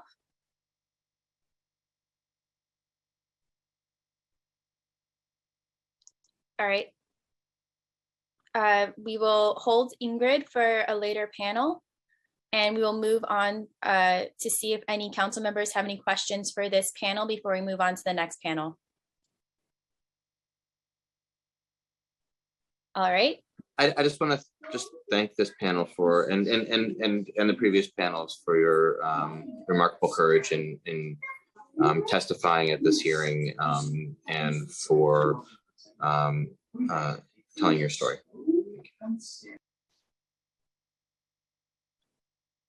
Thank you, Chair Levin. For the next panel, we will hear from Jane Doe, followed by Dan Sheffy, then Kat Rajnath, and then Farzana Farouk. If I have yet to call your name, I will make a call after this panel for anyone that I have missed. Observer Jane Doe, you may begin once the sergeant gives you the cue. Time starts now. Hello and good afternoon, everyone. Thank you for your time and all the hard work that's gone into this amendment of the Gender Motivated Violence Act to create a 2-year look back window for survivors. For the last 6 years plus, I've been known as Jane Doe number 21. Shame is one of the biggest emotions to have to manage, and it is central to surviving sexual crime. Perpetrators know this. This knowledge effectively leverages sexual predators. The entire judicial process leverages sexual predators. Please take my case as an example. Dozens of women sought medical care for themselves and their unborn babies and were sexually violated by their obstetrician. Who exactly can comprehend and assimilate this fact that you cannot trust your obstetrician? Are you brave enough to cast a hard shadow over the birth of your brand new baby? Are you brave enough to enter into contentious legal proceedings and take joy away from the imminent birth of your newborn? Take joy away from all others closest to you? Shame is an insidious obstacle. It is haunting. No newborn mother wants to report sexual predation by her doctor, committed during the most vulnerable moments of seeking medical help. For victims of Dr. Haddon, the biggest humiliations happened during the great moments of greatest trust. And Dr. Haddon knew that. That was his pattern. It was absolutely intrinsic to his crimes. It motivated his crimes. He knew his victims would be trapped by his crimes, by the shame of reporting such travesty right at the most meaningful and important moments of their lives. Can you imagine what this is like, undergoing the abject sadism of an obstetrician? And by extension, can you comprehend the sadism of any sexual predator? But you can use the example of my case and others as a template for gender-motivated crimes. As a survivor, coming to terms with sexual abuse can take time to process and find the courage to speak out. Because of this, I urge you to please support an amendment to the Gender Motivated Violence Act to create a 2-year look back window for all gender motivated crimes. Again, thank you so very much for your time.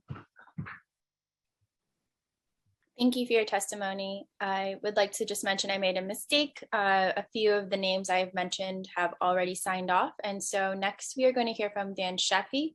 Then I'm going to make another call for Ingrid H. And then I'll make another call to see if I missed anyone else. Dan Sheffy, you may begin once the sergeant gives you the cue.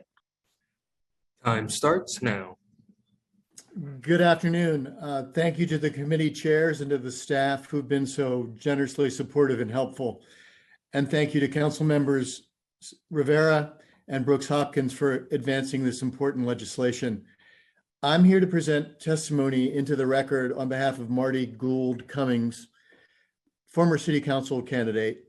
They are out of the country this week and requested that I present their testimony on their behalf and on behalf of a broad coalition of support from the City Council co-sponsors, as well as from the LGBTQA communities of New York City. I'm grateful to Marty for their support. To the members of the New York City Council Women and Gender Equity Committee, it is time to stand up and support LGBTQIA people who have been impacted by gender-based and gender-motivated violence.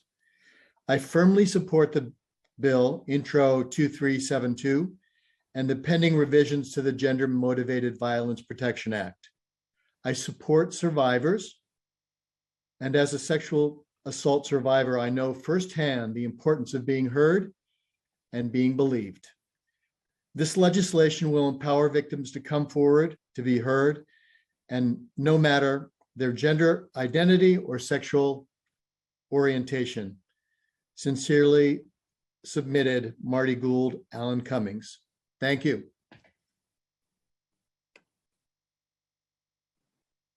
Thank you for your testimony. I would like to ask Ingrid if she is available.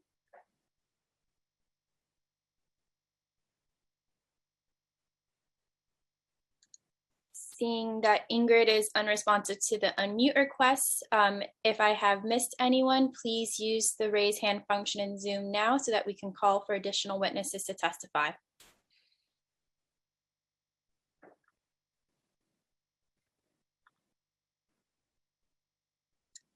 Okay, I see Eric Agarijo. You may begin once the sergeant gives you the cue. Time starts now. Thank you very much. Thank you, Councilmember Diaz, Chair Levin, and the Committee on Women and Gender Equity for holding this important meeting and providing us the opportunity to submit testimony.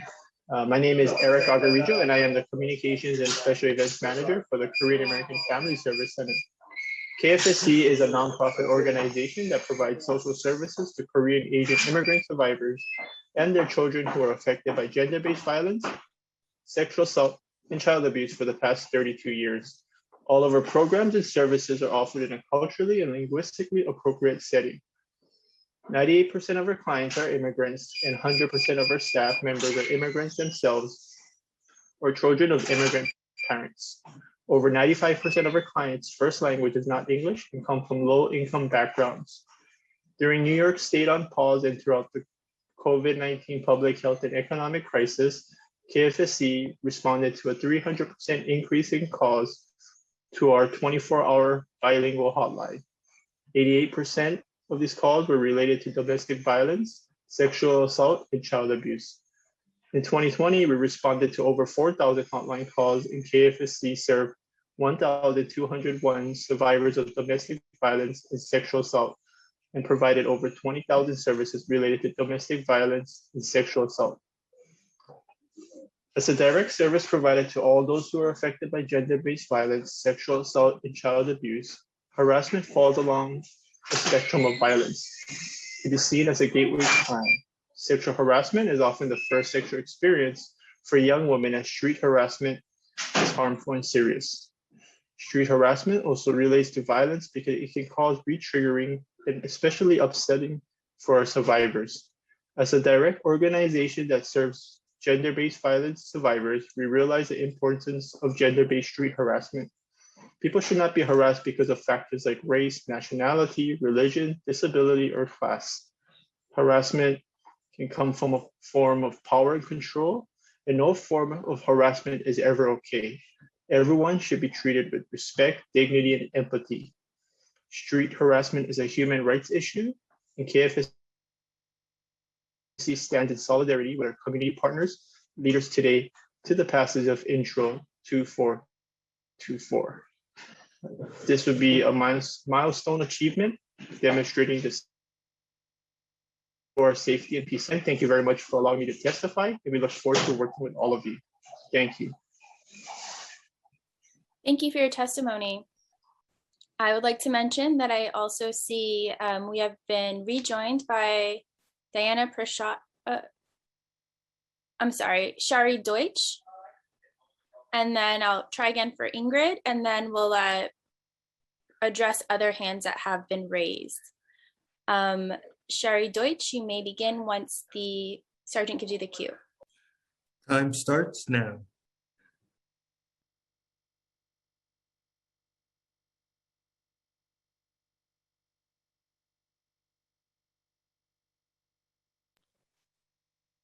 Shari Deutsch, if you see an unmute request. Hello, can you hear me? Yes, thank you. You may begin. Okay, sorry about that. I'm in transit at the moment. But to read my testimony, my name is Shari Deutsch. I'm a former patient of Dr. Robert Haddon. And sorry about this, I'm looking for my notes. I seem to have lost them. Here we go. So thank you very much for taking the time to listen to my story today. I moved to New York City in 1999 at the age of 24, excited to live in the city where my parents grew up, Brooklyn in the Bronx. I was referred to Dr. Haddon by my GP and was thrilled to see a gynecologist that worked for such a respected institution. I went to see Dr. Haddon for typical gynecological health concerns, as well as my strong family history of breast cancer. He used my fears to convince me that I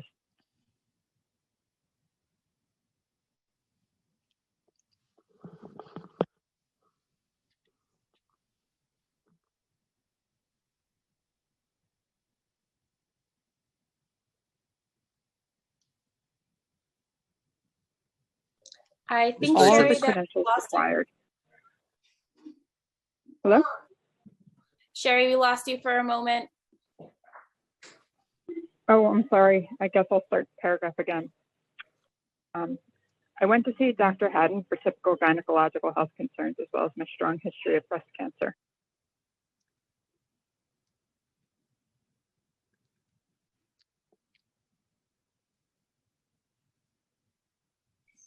Sherry, you dropped off again after the word cancer. I think she's dropped off of the Zoom. Let's give her one more moment.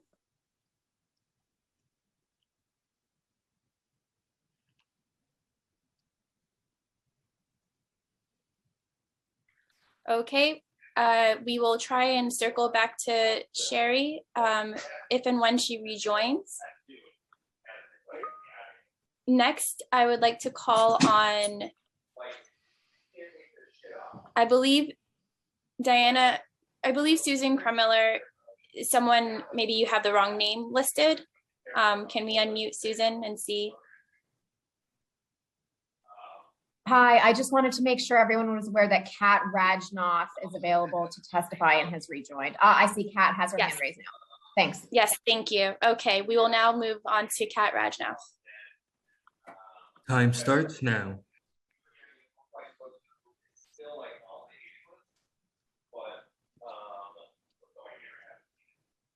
Kat, if you see an unmute request, please hit that button to testify.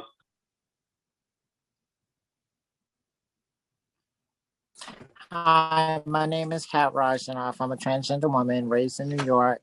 I'm 42 years old. I identified as trans since I was 5 years old, not knowing if something was wrong with me or wrong with others on how they felt about me. 37 years later, realizing that nothing was never wrong with me, it's just the people who identified me as being different. Speaking from my experience as a transgender woman over the years, I'm so nervous, y'all, to be honest. But I have experienced a lot in the HRA shelter system and the DHS shelter system. Take your time, Mrs. Councilwoman Diaz, please. Take your time, with your cup of water. Take it. This is your opportunity to share your story with us. We're not judging, we're not criticizing. We want to gather society has impacted you and how we could make it better for you and for others in your situation. So please take your time if you need to. Okay. Please. Okay, I'm going to try to read what I wrote. 37 years later, realizing nothing was ever wrong with me, but something was wrong with the people who viewed me as being different, weird, gay, fag, or trans, or a drag queen. So soon I realized I didn't fit anywhere. Speaking as a transgender woman, 2 decades later, I've only been looked at and used in a sexual form. In the last 3 decades, there has been minimum job opportunities for transgender women other than sex work, such as Backpage, Craigslist, Eros, Twitter, Snapchat, OnlyFans, and Facebook. It exposes our LGBT community to high rates of sexual violence and abuse. Every day we're exploited in our community. In 2021, the world we live in still doesn't understand gender at all. Here is a brief experience of what I go through. In 2019, I went to apply for my driver's license to renew my license here in New York, and I was told that I had to take female off my license because I did not have a sex change. After having my license like this for 10 years, where it stated female, due to the fact that I went to Dubai in 2010 and was arrested and held for 14 days in a country in a room with no toilet bowl, just a hole in the floor for me to urinate and piss and poop in, just because of my gender. And to have that changed back to being male because of the laws here in New York was really horrible for me.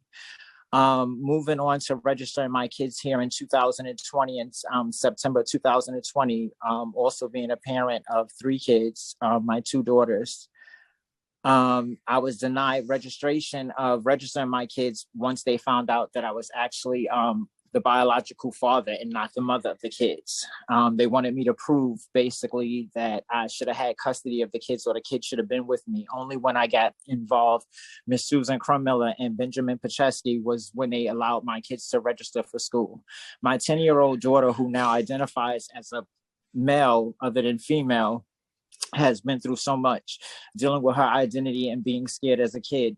Also coming home at 9 years old, peeing on herself due to the fact that she couldn't use the bathroom in her school because she was being called the Transformer.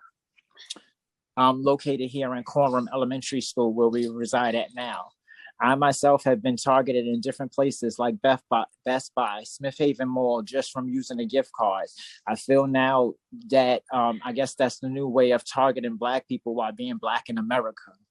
Not only that, having HIV and being diagnosed January 1st for New Year's, as January 1st of 2018, that was my New Year's gift. To have my Medicaid cut off last month, or since November, all my benefits was cut off during the pandemic and still is cut off. Right now, as of January, once this new law kicks back in, I'll be going back to DHS shelters because I'm backed up in $10,000 in rent, which HASA has refused to pay and has not paid. And I'm still fighting today. It got to a point where last month, about 2 months ago, I couldn't even pay for my medication, which cost me $1,500 out of my pocket to pay. And I had to have a friend pay that for me just to have medication, a pill that I need to survive every day. I don't understand how in New York you're diagnosed with HIV and y'all have the audacity to cut off our Medicaid or the resources and the help that we have, like HIV is going to leave our system tomorrow and we're going to wake up HIV free. That's not what happens here. And if I didn't have the resources that I had to help me, I would have been just like any other trans woman who would have to turn back to sex work and going back into the community of working. Putting these laws in place will not only help me and other people in the LGBT community be more acceptable in society and also in public. I'm hoping that this law, I'm sorry, y'all. I'm sorry, Ms. Susan. I couldn't talk about. Don't be sorry. No, nothing. You're a victim of circumstance. You've been victimized over and over again. I'm sorry that our system has failed you. I'm just hoping that the system actually starts working better and don't fail anybody else moving forward. And I'm hoping that this law helps that in the best way it can.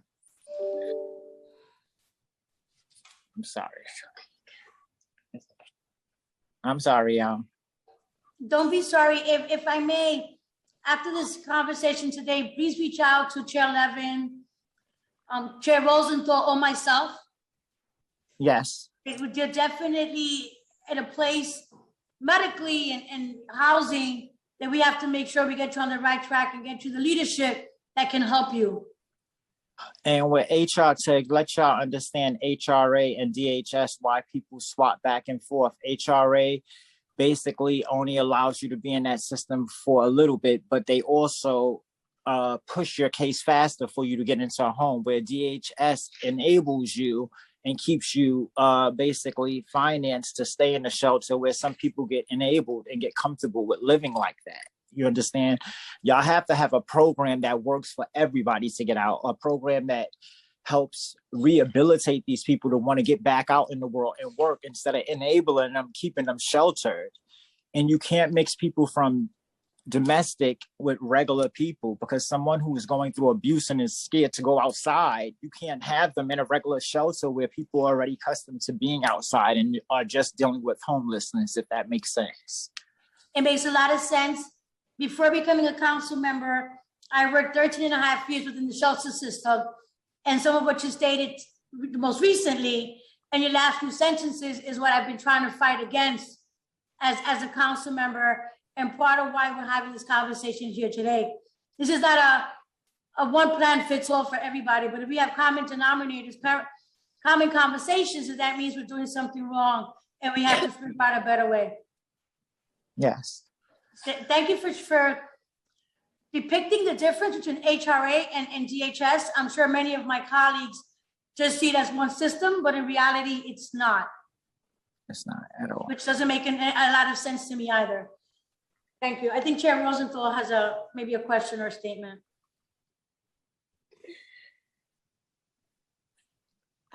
Before we turn to council member questions, I have a few more people waiting to testify.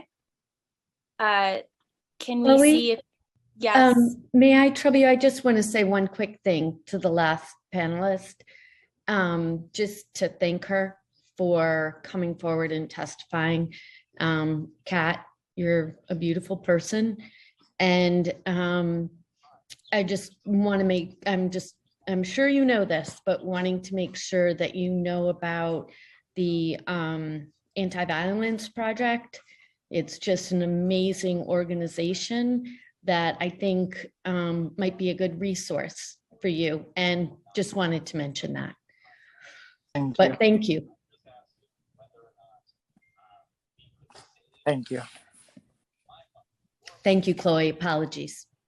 No problem. Next, we'd like to turn to Ingrid, please. Time starts now. Hi, can you hear me? Yes. Great. Thank you to the council, to Dharma Diaz, Chloe Rivera, and Anthony DiPietro for the opportunity to speak on the important topic of extending the statute of limitations for victims, survivors of gender-motivated violence, domestic violence, and sexual harassment. I too am a former patient of Robert Haddon, former gynecologist in New York who abused his patients. The former doctor subjected me to sexual molestation, inappropriate breast exams, mental abuse, and performed what I now know was an unnecessary hysterectomy. He enjoyed hurting his patients and demoralizing them while presenting himself as a caring healthcare provider, when he was in fact a sexual predator who used his position to gain access to women while at their most vulnerable.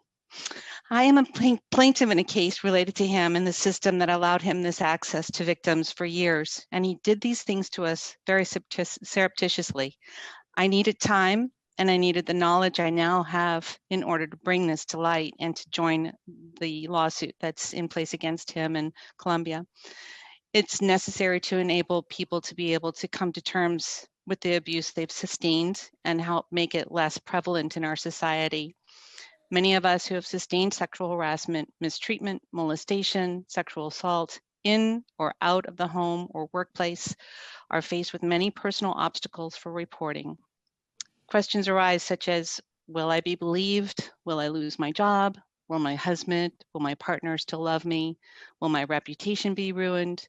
And how will I maintain my dignity at a time when I need it the absolute most? As individual responses to trauma vary greatly from person to person, depending on their history of prior abuse or victimization, and often a freeze response to trauma is experienced. It's not uncommon that a freeze response can temporarily render victims, survivors, unable to process what has happened to them. And there can be disassociation to trauma, and that takes time to work through.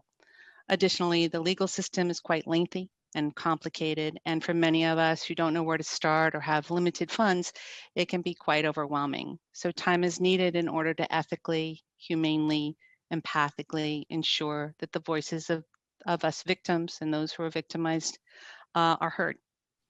I speak as someone who has experienced sexual harassment, molestation, assault, both in and out of the workplace, and had I had more time to process what happened to me, I might have been able to have my voice heard more in those cases to help change things for the better or for the next survivor. And I hope by speaking up today, I can help now. Thank you. Thank you for your testimony. For the next panel, before I turn to the next panel, I just want to name everyone so they know that they're next. Sherry Deutsch will revisit. Then we have an anonymous speaker, and then Marissa Hochstetter. Chairs, do you have any questions for this panel before we move on? Or any other council member questions?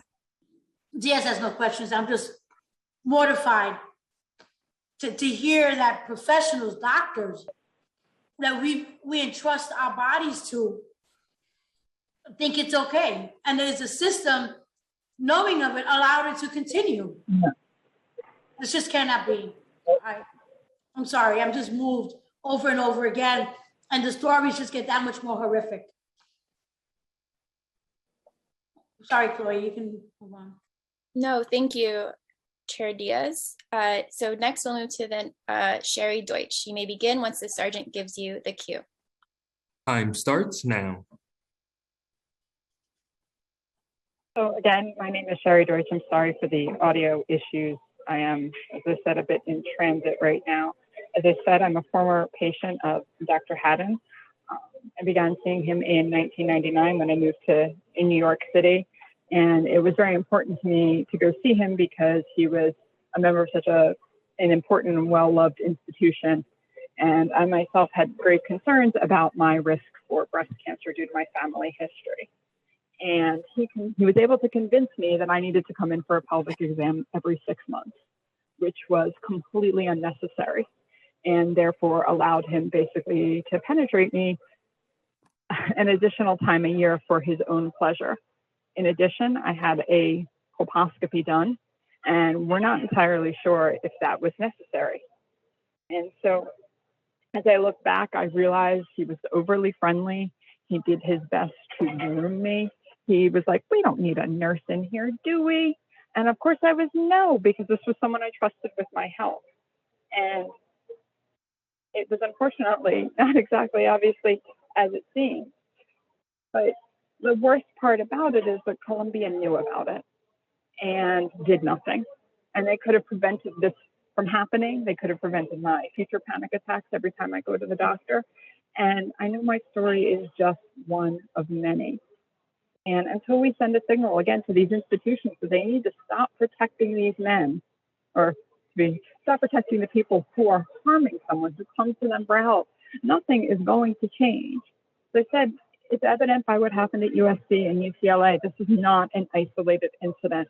And I think as New York has always been a leader in progressive policy, this would be an excellent opportunity to shine a spotlight on these type of abusers again, and to put institutions on notice so that they know that they will lose far more by harboring such a person than they will by throwing them out.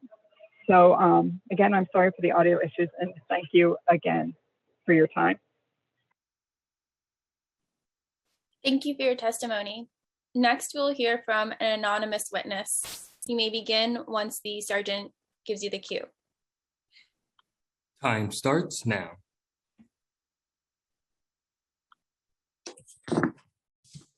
Hi, can you hear me? Yes. Okay. Am I free to speak? Yes, you may begin. Okay. I am also, just like the former two ladies, a former patient of Robert Haddon, and this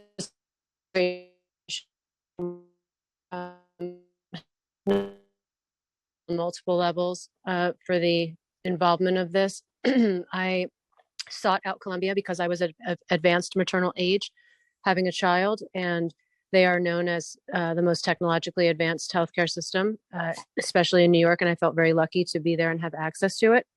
So I sought them out specifically for that. I had never heard of Robert Haddon. I went to Columbia Medical obstetrician group, and there, when I called, they assigned me to Dr. Haddon. So my first step was going towards Columbia for having the respect of their reputation and their technologies.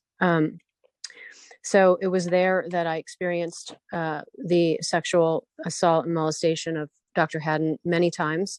The reason I say many times is because I had also phoned Blue Cross Blue Shield of New York after the first incident and said, I need to switch my my obstetrician, and this is why. And they said, I'm sorry, it's against New York state law to switch in mid-pregnancy. No obstetrician will take you. You have to stay where you are. So I was forced then to stay and submit myself to these recurring inappropriate advances and molestation, and just so that I would be able to have a healthy child, which is absolutely horrendous, inappropriate. I mean, just I almost lose words for what I had to go through with this, just because there were so many levels of failure where this could have been stopped. From what I understand, Columbia knew about this for years and years before. My occurrence was in 2011. And because I had pressure to be silent, I'm also a healthcare provider. I also had a practice in New York, and I felt very worried about how this was going to look upon me had I come out and said something. So I just buried it really deeply, and I wasn't able to process it and work through it until well after I had experienced the experiences that I went through. So if the one thing that I can say, which is really important to amend this law, is that when you have these deeply psychologically abusing situations, people take their own time to be able to work them out. And it's whatever that person can manage psychologically. And these things are thwarted for reasons so that you can function and carry on. And I was a new mom to a new baby. I didn't have time to deal with my feelings of shame or guilt or any inappropriate feelings that I may have been feeling, other than feeling like a victim. And if anybody knows me, I'm an extremely strong woman. I'm not the woman that you find in the corner crawled up crying. And this broke me. This was really horrendous, but it broke me years later.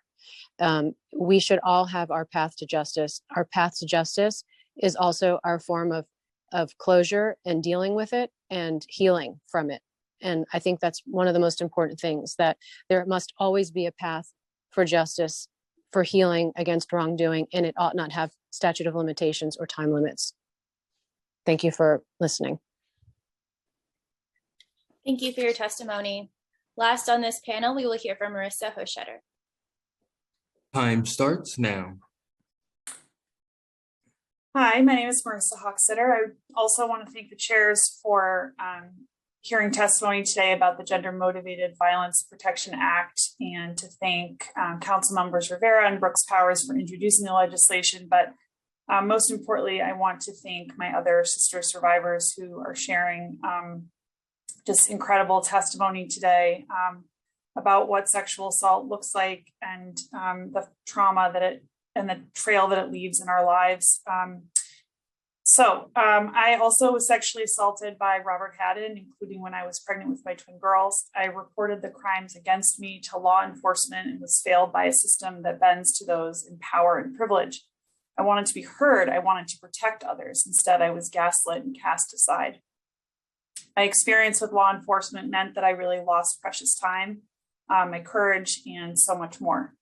I know now that what happened to me and hundreds of other women, many whom you've heard from today, happened repeatedly over decades at Columbia University and New York Presbyterian Hospital, because institutions will always protect themselves first. Their own reputation, profits, and liability almost always win out over survivors' humanity. Without time to process the trauma or find resources and support, and without the validation of law enforcement, too many survivors are left with little to no recourse. We know that those with access to power will use it to protect themselves. And so the imbalance grows, abusers are emboldened, and too many people continue to look away.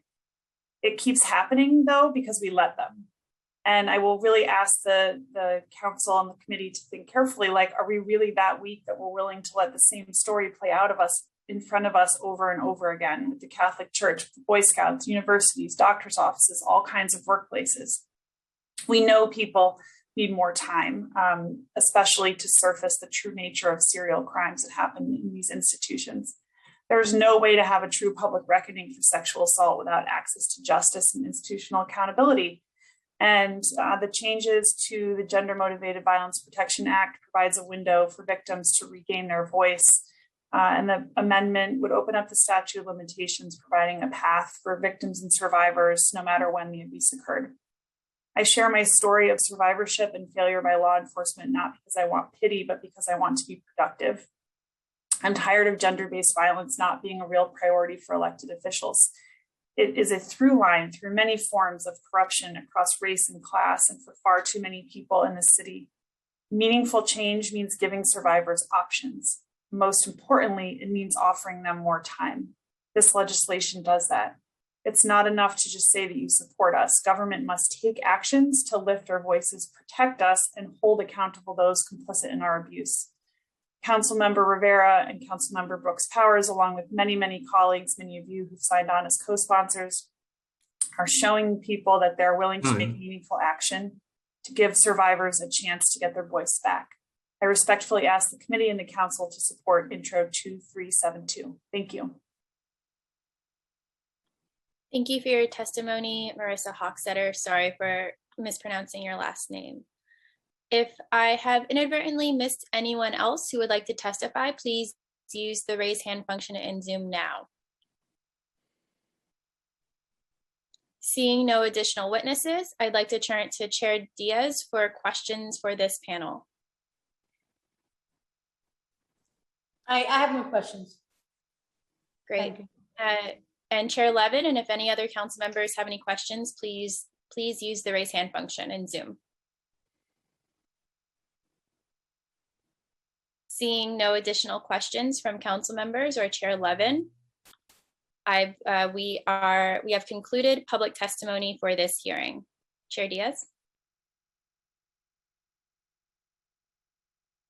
I want to begin by thanking my colleagues for introducing the bills, for going outside the box, and letting the community, the residents, tell their story and transition a basic conversation into law. Right? That's our role and our responsibility. Thank you for the advocates. Thank you for the individuals that found the strength to tell your stories. I also exit on December 31st, and I hope that my colleagues on the incoming council pay attention to recordings such as this nature. It's our job and it's our duty to serve the underserved. In closing, I could just thank you all for being part of the process.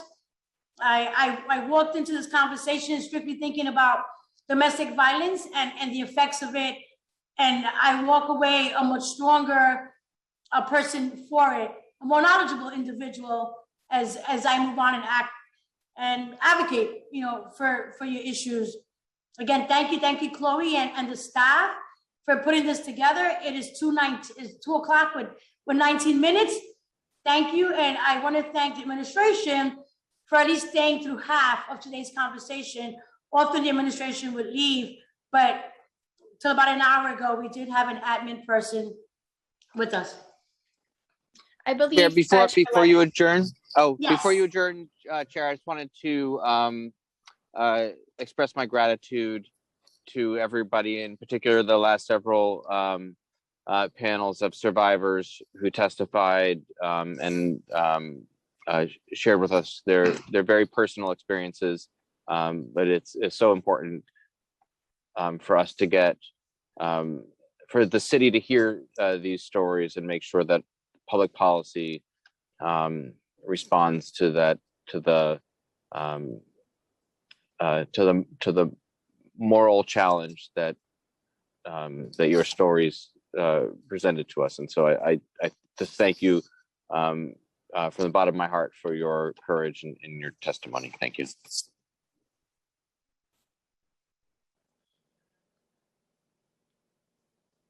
I'm not seeing Councilwoman Rosenthal.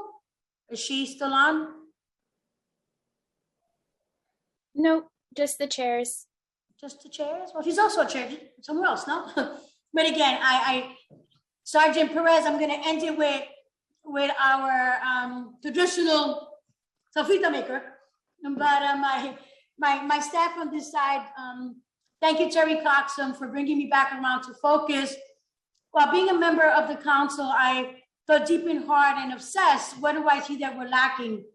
And I leave this council having introduced the bill 2379 that discusses men and the roles that men play in society, and how difficult it is as well for a man who's been raised, don't cry, be strong and be tough, to be victimized and have to chuck it up to experience. It's not to take away from any women. Please, I don't want my bill to be seen as that. As a survivor, I know better. My goal is to change the system. My daughter's father, I look back and say, like, he loved me. He didn't know how to love me. He came from a broken home where his mom was also a victim. My desire is to change where our little people grow up and where they think is natural. And in my heart of hearts, I feel that introduction of Bill 2379 could help change that. Someone mentioned earlier, we learn by what we see. Society has to do better. We have to figure out what makes men victimize women and why women victimize, right? So again, this bill, Chair Levin, I thank you for supporting me on my bill. I'm trying to change the conversation. We have men that are broken, and we have to figure out a way. The doctor that you spoke of, obviously, there's something wrong with him. And I would love to know what empowered him to think that it was okay to do this over and over and over again. Again, thank you all for hearing me out. Chloe, thank you. She worked over the weekend with me for deliverance today. Thank you all. Sergeant,